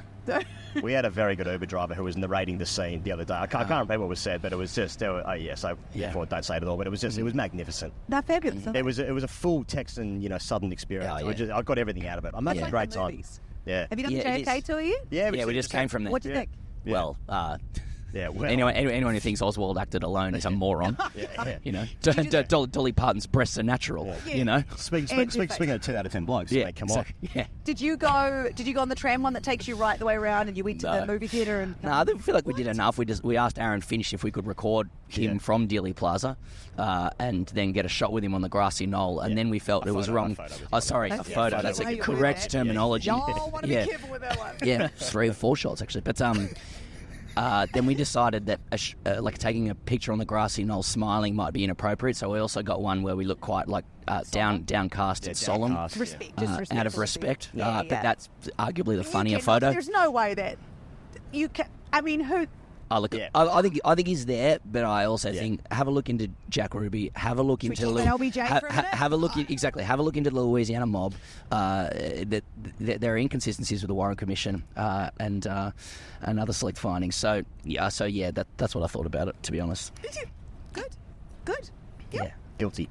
We were in it. Yeah. We had a moron driver tell us it was just Oswald and everything else is cooked. I was like, you're a moron, man. Okay, let's go on another one. I'll take you on another one. Because they go through, they play all the recordings of the whole thing. They take you on the tour of where they drove. Sounds like there are underground tours. We're talking. Oh yeah, I've seen enough. Yeah, Laura, an up and down year for the Wars this year.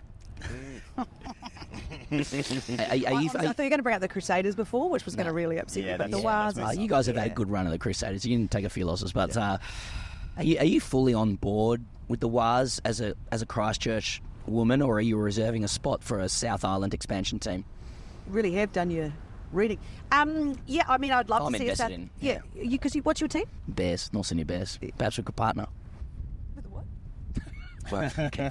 Bit of work to do. The Bear, I support North Sydney Bears, who were tragically cut from the competition in 2000. So no other team sort of popped up since then. Yeah, no, I'm a widower with respect to actual widows. You have to respect that. Yeah, I don't. Yeah. I can't pick up another team. Do you follow Lee? Manly. Okay, right. Okay. What was leave that alone. The Wars? Well, Are you going to get behind a South Island expansion team into the NRL, or are you just Wars through and through? Look, it'd be great to see over a period of time, and I like to think that this is a diplomatic answer, isn't it? Yeah. You're welcome. You're welcome. You're really thinking about this. So the league stuff is more serious. The league stuff is serious. The cricket stuff, Oh, loose ends. That's just vomit into a paper bag. Yeah, paper bag, plastic. And that was me. Plastic. Don't forget the plastic because it had holes in it. Otherwise, the paper bag, God knows what would happen there. Running down that. Anyway, look, I'd love to see it eventually. I'm not sure it's quite there yet.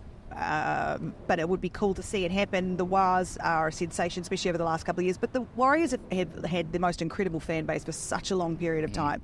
Like, they have sold out every home game they have had this year. Win or lose, fans are there. They've got every new piece of kit going around. They're incredible. So I hope that off the back of their success, the South Island team will come in time, but I'm not sure how far away that is. I'm really excited that they're going to have a women's team. I think next year, 2020. What year is it? 2025. 2024. Yeah, 2024 now. Yeah, right now. Yeah. So World Cup, is it? Where are we? Is it? Yeah, I don't know. Yeah.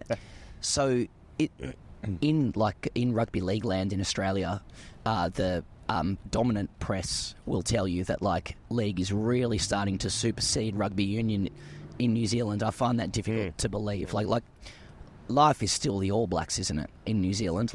It operates at a different level, or are the Warriors making inroads? And I appreciate you work for both codes. Yeah. Yeah. What you call it all around So you're that? actually really yeah. what you call it all around that. A triple threat. Yeah. Oh, yeah. That's my musical theatre roots. Just didn't think I'd go this way. But, there has definitely been... It was interesting because the World Cup was happening at the back end of the NRL season last year. And the Warriors made it to the prelim finals, and it got very exciting, and we looked good. Having watched that grand final, that was one of the best sporting events I've ever watched. The NRL grand final last year. I'm quietly confident the two best teams were in that final.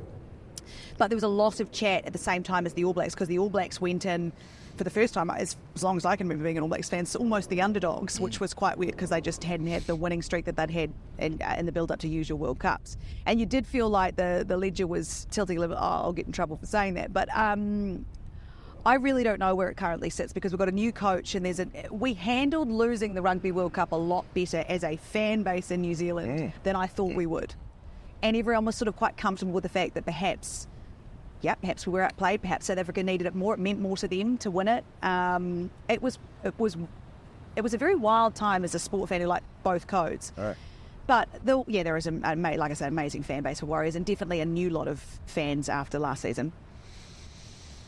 Cricket's funnier. Just even like the tenor of your voice changed, and it's great answers and form dances. Thank you very much. Yeah, no, cricket is funnier. Yeah, it's a lot more time in it, and a lot more stuff can happen. Who is the sports person in New Zealand, male, who would be the best duet partner for musical theatre with you, and why is it Simon Dool? Oh, Twinkle Toes, fabulous. I reckon. Dooley is. Have you met Dooley yet? Only on Zoom, on a Zoom professionally. Okay. He was in a terminal departing somewhere during the IPL. But he had he had presence over the Zoom screen. I believe he had a very dignified glass of whiskey, probably neat. Yeah, he looked like There he'd was just been chest being shown to let you know that he was there. That's right. Did you see Enough his buttons undone. Yeah, necklace. Yeah. His sleeve was popping out just so, revealing a lovely watch. He had an affect man that knew his way around a story. Yes. Oh, does he? A velvety voice, lovely What baritone. a sensational man. He's always been very good to me. He's always looked after me. And I think he would be a great partner for a duet. I'm trying to think what we'd sing, though, what we'd do. What about Guppy? What about Guphead? I've never heard anyone call him Guphead before. I thought she was Guphead. She said Guppy. Guphead, but you've misinterpreted the New Zealand accent. But I prefer Guphead. I prefer Guphead. Yeah, Guphead. Guphead. Oh, yeah, Guphead. I thought he called him Guphead. She said Yeah, Guppy. we're so in love, I call him Had. Guphead. Yeah. How things are going on? There's some romance there, man. Let me tell you. I said, call me what's Guphead. going on? I demand it. 237, not out in a quarterfinal. Fantastic. Yeah, so he and I do not call him Guppy. He can. You do now, though. But, I That's will it, now, yeah, forever. I'm sort of quite, and I mean, you may or may not recall, I like to think I'm quite expansive on a dance floor. Yes. When we talked about a triple threat, dancing was not a threat of any kind for me when I was training for it. Still training, though. Still training, always in training. Again, a couple of Chardonnays, look out. A routine, what routine? And I just feel like Gup sometimes, bless him, he's more in the pocket sort of, it's here. He knows it's he's going. He doesn't, he knows where he lives. Yeah, whereas he knows I where he don't lives. know any given day where I'm going to live that night. That's a perfect yin and yang. Yeah. That's why I call nice. him Guphead and why we're so in love. Yeah. And you guys met at karaoke. We met again. I actually interviewed him. It was the first time I met him. Really? Yeah. How was his chat? His chat was just electric, and you thought, this is me. This is me. There's footage of this, isn't there? Yeah. There's footage of this I've on not seen YouTube. it in a long time. Oh, is it? Yeah. There Is it could be. steamy? I haven't not an ounce of steam about it, I don't think. Just very just business. It business. was my second ever cricket show, which was like a magazine show where we got players on your panel and a few stories and stuff. And I had no idea what I was doing. No, absolutely no clue. It was. And you said, hi, Martin. He said, please call me Guphead. Yeah, and it's I Guphead. said, Guphead. "Only if It's you'll marry Guphead, me." love. And don't ever Only call if me you marry Mrs. me. Guphead. Guphead, love. Guphead, love. I'm All right, calling sweet. you Mrs. Guphead. Oh, No, Mrs. no, I'm not Guphead. going to do that. No, don't do that. I do a big head. But yeah, so it's a lot of love. Well, we've got here. We've managed to derail it eventually, but here we are. Yeah, it's good to be. How good's Texas? We'll always have Texas. We'll always have Texas. We'll always have Deep Ellum. Deep Ellum, my God, yeah. Yeah. I know a great time zone in Deep Ellum if you want to go there. Finchy, terrible at basketball. What? The arcade games, time zone. Yeah. Yeah, no, I understand. We- yeah. we- So you guys are like, let's go out in Dallas, and Finchie's like, well, it's time zone or nothing. I've got all these tokens burning a hole in my pocket. Yeah. I want a prize. 1997. Yeah. He was carrying a big stuffed animal around with him too. Yeah, that's what I was dancing with. that's a Did you good not luck see charm. that? Yeah. No, yeah. And all those drinks we paid for with tokens. Yeah, that's right. It's the best thing about Dallas. Yeah, I was buying grounds. Yeah, so that was a mistake. Did you use cash? Yeah. Oh, no, that was, you made a real error there. Oh, no, that was it. No, that was silly. You should be able to get a Walkman with time zone tokens. Okay. Yeah. Laura McGoldrick, thank you so much for your time. Appreciate the chat. All the best. This was fun. Thanks. Thanks, guys. Thanks for having me. It was great. Thanks very much to Laura for her time. Great to get together in Dallas. Hope the setting was good. If you're watching that on YouTube, we had a nice backdrop. Downtown Dallas, right next to City Hall. Some massive flags, some big fuck-off flags knocking about. As is America's want. They love a flag here. Yeah. What about the flags for the first game, USA-Canada? Some of the biggest flags you've ever seen. What about big just time. Texas flags knocking about, generally speaking? Yeah. Jesus Yeah, it's Christ. big stuff. A lot of big stuff. Anyway, thanks to Laura. Great to catch up. Friend of the show. Hopefully have her again on sometime. Of course. Great value. She's a gun. Absolute Total gun. Other stuff that's happening in the world. Joe Burns, former Australian opening batsman, of course. Joe Burns in an Instagram post. Joe Bags. That's a friend of mine. It's in your contacts. Confirmed that he'll play for Italy. Now his name is Joe Bags, okay? Too big to fail. Too big to fail. Joe Burns. Confirmed he'll play for Italy. Posting a photo of the Italy national shirt with 85 and Burns on the back. Burns captioned this. Cool. This isn't just a number, and this isn't just a jersey. This is for the people who I know will be looking down proudly from above.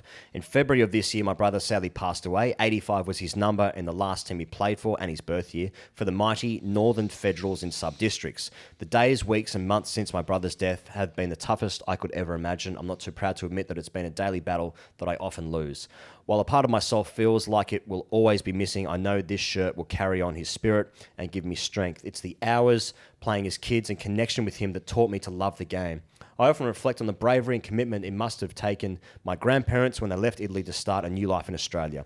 They found a way to make it work through adversity, and this has always been the solace through life's lessons. I'm so proud to represent Italy on our path to the 2026 World Cup. The fields of Rome may be a long way from the Gabba, MCG, or our front yard growing up, but I feel like I'm coming home. Grazie. That's awesome. It's fucking awesome. There's know actually about quite a few his Aussies playing for have like Yeah. an Italian Ben Menenti. Ben Menenti, Oh, yes, loves Ben it, Menenti, yeah. He's playing for South Australia. He's played a lot of cricket for the Sydney Sixers in the Big Bash. I think Spencer Johnson had a game, didn't he? Did he? Is that right? Have I just completely? Well, he's got the salad for it. I don't know. I don't know. I could be dreaming that. Mate, big what time. about just talking about like Australians who do well in domestic cricket not getting the game? Cameron Gannon could have played for Australia. Stuart Law's the coach of the USA. We heard this Yeah. from a source. I think Yeah. that'd be preferred to be known as like like side of ground last night. That that there was an opportunity for Cameron Gannon, one of the highest wicket takers in first class cricket in Australia for the last couple of years. And don't forget the quality of Australian first class cricket, which is really the point of this. Who made himself, or was it? Sorry, I shouldn't say made himself because we don't know, but who was available I thought for it was available selection for selection, yeah. for the US, and actively not selected, according to our source, owing to politics. Yes. And despite the coach being Australian, Stuart Law, recently USA coach being like, I prefer to have this guy. Yeah, No dice. Stuart Law was keen to have him. Yeah. Anyway. Well, they won, so They won, so I suppose politics always win. Anyway, for Joe Burns, so this is obviously a tragic story. I don't think many people knew this publicly anyway, that his brother sadly passing away at such a young age, 85, he'd be 38, right? 38, 39. That's tragic for the Burns family. But the fact that he is then still young enough to pursue professional cricket, playing for Italy, that's awesome. So we wish Joe all the best with that, and hopefully Italy get up for the 2026 World Cup. That's sick. heart-wrenching stuff, to be honest. And I think really cool of Joe Burns to share that, and I hope that he is doing better. Yeah. Good luck to him in Italy. Yeah. The Border Gavaskar Trophy looms large for Australian cricket fans. 2024-25. Here's a headline from ESPN Cricinfo staff. Australia A versus India A to provide lead-in to Border Gavaskar Test Series. A pair of 4-day matches will take place in Mackay and at the MCG, potentially involving players pushing for a test berth.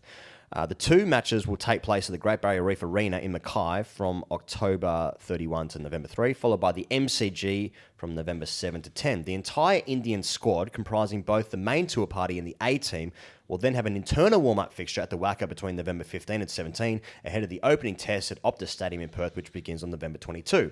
From Australia's perspective, the 2 A matches will overlap with ODIs and T20Is against Pakistan, so the selectors may need to decide whether there are any players involved in the white ball teams who could potentially feature for the A side. They will also likely clash with the Sheffield Shield fixtures. The T20Is against Pakistan are unlikely to feature for any of Australia's test players, given their proximity to the India series. Pezza, why is this interesting? Well, the first thing I want to say is I commend Australia For diplomacy? for thought leadership and leading the way in reinstating meaningful warm-up matches for international teams. Giving other teams a chance. Giving other teams a chance. Yep. People are sleeping on Australia as just a wonderful nation that permits these things to opposition teams. Some may say, he goes, that maybe the opposition team has demanded that if we are coming to Australia, we get to play a game at 2 venues that will host test matches. Yes. Unprecedented scenes in the last couple of years. Decades. When you're right. Yeah. In the last couple of decades, Yeah. particularly when going there. To be able to have such a warm-up. We want one at the MCG and one at the Wacker, which has the same soil as where they play in Perth. Now, Australia... I just think it's very, very magnanimous. Basically the UN, Of Nick Hockley, Mike Baird and Yes, co. the boys. To extend such privileges Yes. to ensure that the opposition team have a sufficient warm-up. A fair crack. And I expect that they'll do the same for England next year. I think so. And every other team that comes out forthwith. And I would expect that also happens when Australia goes overseas. Yes. Well, despite the last couple of times them going Australia, not bothering with warm-up matches because the decks they get there are green tops and they play on different decks. Now, but at the same time, as we know, they don't actually do anything with the decks or, suit certain expertise of the home side, which is neither here nor there, but we know they don't do that anyway. So I just want to make that clear, and that's why this is important, although it's not important at all. Okay, Well, that's just what I'm saying. We've gone to the JFK Memorial and Museum today. Yes. He goes, which is home shrouded of in the conspiracy. history of the Cold War, which was, who was going to press the button first in nuclear war. 13 tense days. A race to the bottom. Right? You go, I go kind of thing. Yeah. Now, Show me. Here's what I want to ask you. Yeah. When we go overseas, and by we I mean the Australian cricket team that we are in. Yes, that we play for. When they're winning, and we distance when they're not. Yeah. We decry the behaviour, the conduct of opposition nations. Disgusting. When we play on their supposed warm-up tracks, which are completely muddied, bloodied, disfigured to the point of being unusable. Barely recognisable. Players laugh. Like the back of JFK's head. And we say Tragedy plus time. This is 61 years. Come on. I'm good. I'm good for it. Don't worry about me. Comment's gone. Mate, I was running through the museum today, coming up to you about several times, and going, makes you think, doesn't it? Anyway, was that you?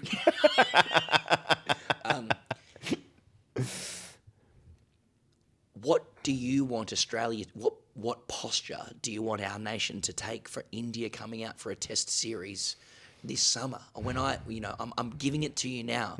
Do you want them to make the MCG and the Wacker for the internal match a complete shit tip that's completely unrepresentative of what they're going to face in the test match in order to scupper their preparations and inflame them?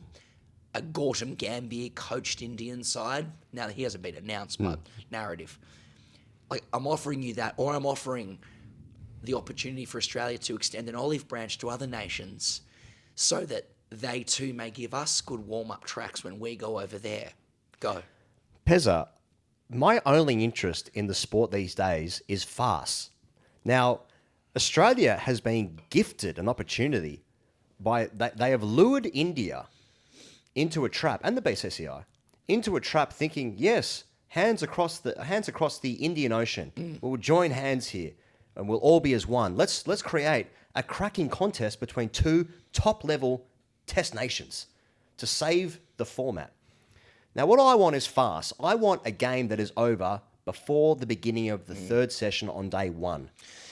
Do you want Boomer to break Coley's fingers with balls that are rearing from a length? Here's what I want. I want the time when Aaron Finch and Ryan Carter's open the batting for Australia A at Blacktown against New Zealand, and they put on 500 for the first wicket, and the Kiwis decided not to bat To be fair. because the wicket was so cooked that it was so flat, and they bowled New Zealand into the ground. Sorry, they batted New Zealand into the ground by their... So when it comes to the Wacker, for example, Right.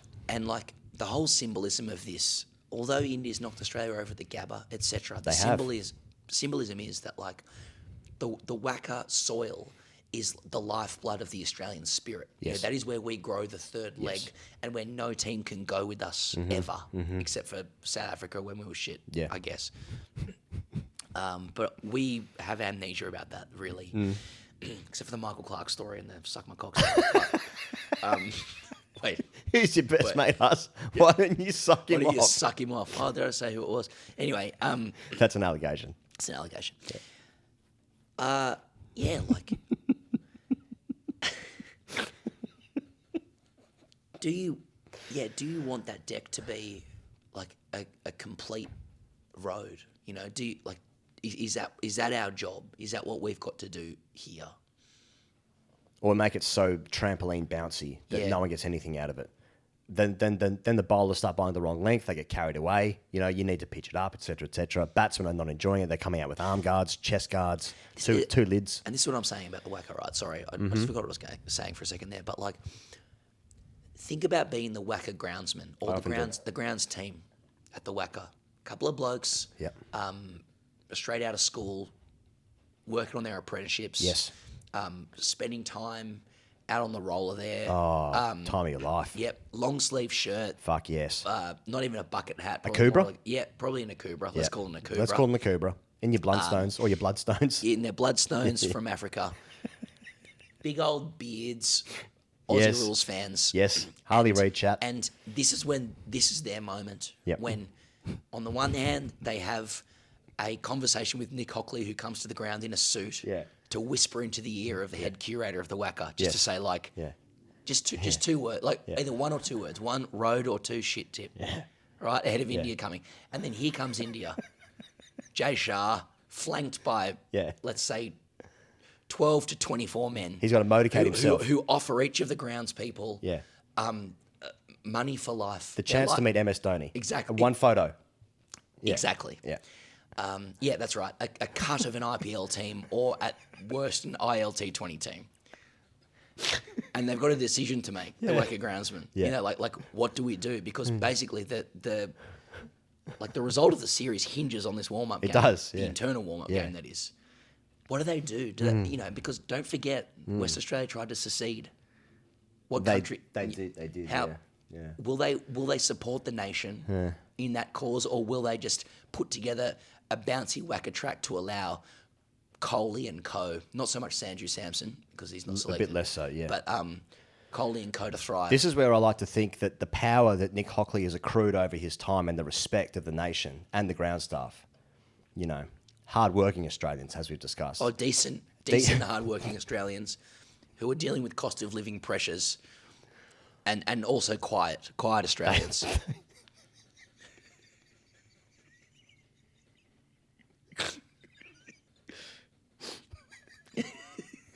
And they see Nick walking onto the ground and they go, here he is, here's old tonsils. Yeah, old Tonsil Oakley. Different, Oh, he's gone. different to tonsil hockey, Of course, which is yeah. making out with your girlfriend in That's year right. 9 playing tonsil, Oh, but, yeah, but they tonsils. call him tonsils. Here, tonsils.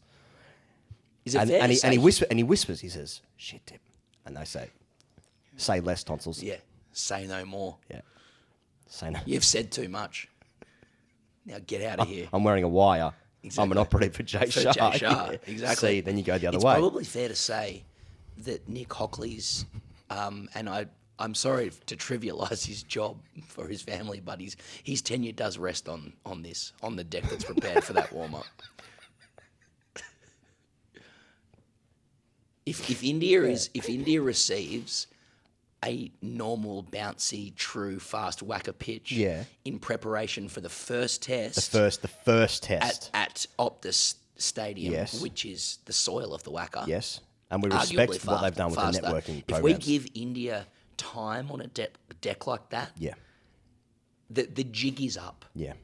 for Australian pride. Yeah. So I'm saying right now his tenure rests on that deck. I think beyond that, I think Optus can move past the scandal of identity theft and fraud that's happened with their network. You know, they can move Yes. past this. So, and that's a Singtel issue It's over in Singapore. That's exactly right. And now all of So a let's sudden, get Singapore involved. relations with Singapore improved. Yes. All of a sudden, more Australians sign up to Optus. Yes. Who aren't sponsoring this ad, but this show, by Yes. the way, this ad. So Optus can feasibly count on more subscribers They can. if the whacker's a shit tip. If the Wacker's a shit tip for that first trial match. I'm just saying that it's huge. It's significant. It's a lot of pressure on tonsils. Something for old tonsils to think about. And his henchmen.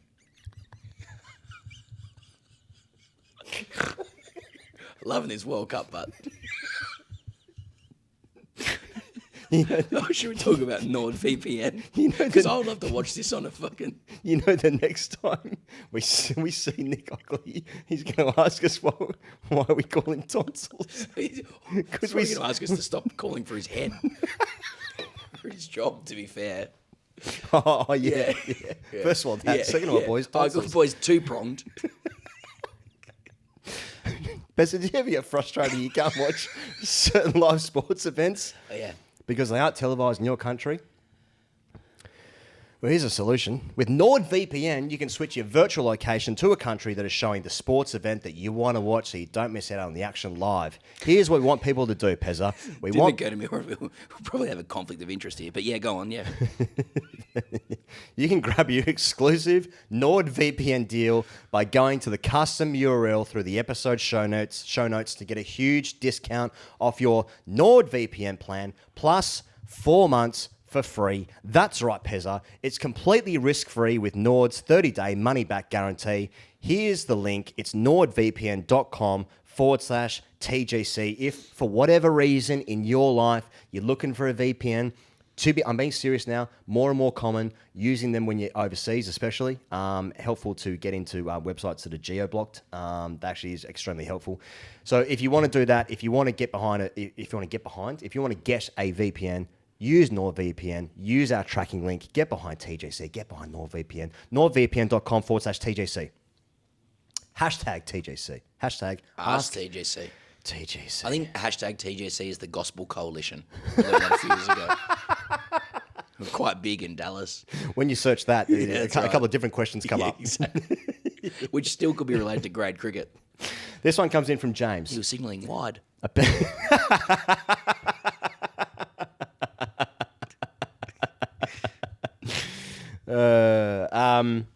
James wrote in. This was actually after the West Indies knocked Australia over at the Gabba. Oh, nice. Archival. Yes. He says, boys, West Indies chairman Johnny Graves has suggested that when negotiating TV rights for Test cricket to, inverted commas, think like a league and secure TV rights for all series and share the revenue equally among all Test nations. After thinking long and hard, sporadically, about this issue, I've come up with a solution that goes a step further. Eliminate the notion of a series, inverted commas, completely. Test series made sense when players would kiss their wives goodbye and get on a steamship to travel to their destination, returning to find that their newborn child is now in kindergarten and their wife has decided to adopt a second child that looks suspiciously like their former first grade captain. Yes. But in the modern era, the idea of a test series makes no sense. We are simply accustomed to them. Thus, I propose the following World Test Championship structure. Each nation plays every other nation in 2 tests over 2 years, 1 home, 1 away. 12 nations equals 24 test matches, leading to a WTC final. What about the Ashes? What about Border Gavaskar? I hear you whine like a pathetic cuck. Fine. These would be separately organised tournaments that the participating nations can negotiate their own broadcast rights for outside the World Test Championship calendar. The big 3 would effectively be having their cake and eating it too.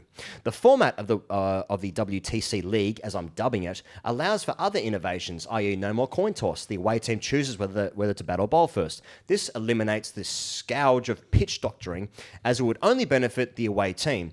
Since all teams play each other an equal amount of times, this would be more fair than the coin toss system. Also, since there's a reliable schedule of play, fans can easily follow a table/ladder week to week. If we're going to be serious about fairness, I believe this is the kind of radical thinking the big three and cricket fans in general have to engage in. Test cricket is not dead, but for all but three countries, the Test series as a concept certainly is, and it's time we accepted that. Thoughts? Just enjoying the T20 World Cup, the third one in 4 years, for me. Do you think James has a point? That's pretty wild. One test, home and away. I've been thinking a lot about, like, the growth of sports in new markets. I mean, for example, is it worth calling out that, and there'll be like myriad different perspectives on this, and maybe positive ones, but like, is there something perverse in the fact that all this money has gone into a World Cup being staged, at least partly in America, and cricket's biggest team being in America to sell the World Cup, when the other team hosting the tournament, admittedly they get the matches that matter, appears to be on its knees? I know you can walk and chew gum at the same time, because when I see this suggestion, which is from James, and to go back in time, it's earnest. It comes off the back of Shamar Joseph's Hall. Younger people, I'll include that in us, which my kid would laugh at, can barely remember the West Indies being good, but you only have to listen to your elders to understand, and it doesn't take much to understand how enriching that idea is. Shamar Joseph's just gone through Australia, and just for a brief moment, we're like, when the West Indies is good, cricket's fucking good at test level. So James has written this and gone, here's how we can make this happen. So many people at the time were like, oh, please, what can be done? I look at the what James writes, and I'm sure it's cogent. I don't feel like the answer to... I feel like what he's really saying is, how can we make the West Indies and other nations that have given us so much as kids good at Test cricket? I don't feel like the answer is lays in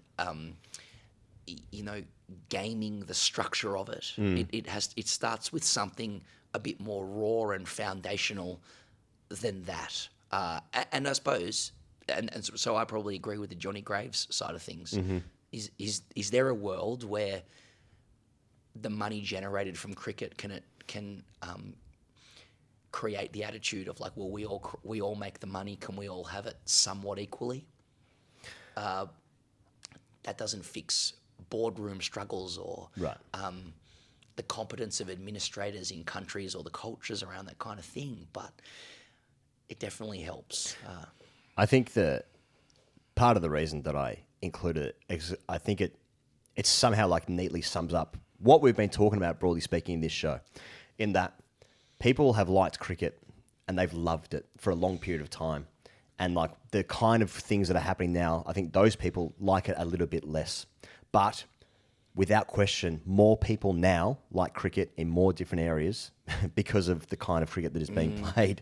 And like everyone is trying to reconcile with that, like keep the sanctity of the thing that lots of people who love the game. Both? Can you have both? Or is it possible? zero sum? When we see Indian Americans supporting the game last night, what do you see? Do you see what you loved being taken away from you? There's perhaps an argument for that. We talked to people last night whose initial view was like, attention shouldn't be on this. This is at the expense of the cricket that really provides a foundation of the game. Or is there any cake and eat it too scenario, as James suggests? Can you grow in markets and solidify the traditional? Well, as we continue our journey throughout the US for the next couple of weeks, I hope you've enjoyed this this broader range conversation as the IPL, as the World Cup, is that still going on? Is the IPL still going? There's an auction soon, isn't there? Yeah, Or some shit. Yeah. Aaron Jones, good news for him for the IPL, playing that like playing like that last Let's get the night. auction going now. Yeah, that's right. He should get an injury. Yeah, Seriously, that's he'd be right. very smart to get an injury right now. now. Value high. Yeah. We're going to keep trying to figure it out. So please do join us on this odyssey across the US. Maybe just between Dallas and New York, to be honest. But thanks as always for joining us. Thanks for getting behind TGC. Thanks for making this happen for us and getting behind us over the last however long you follow TGC. You can follow us on Patreon or you can follow us here on the channels. We're doing shows just about every day, multiple times a day for the next couple of weeks. So, we're working hard for you. But we're having a good time. We're trying to figure it all out. So I hope you've enjoyed this conversation. We've definitely offended some people, so I'm sorry about that. I guess we'll see you in like 10 minutes or tomorrow or whenever.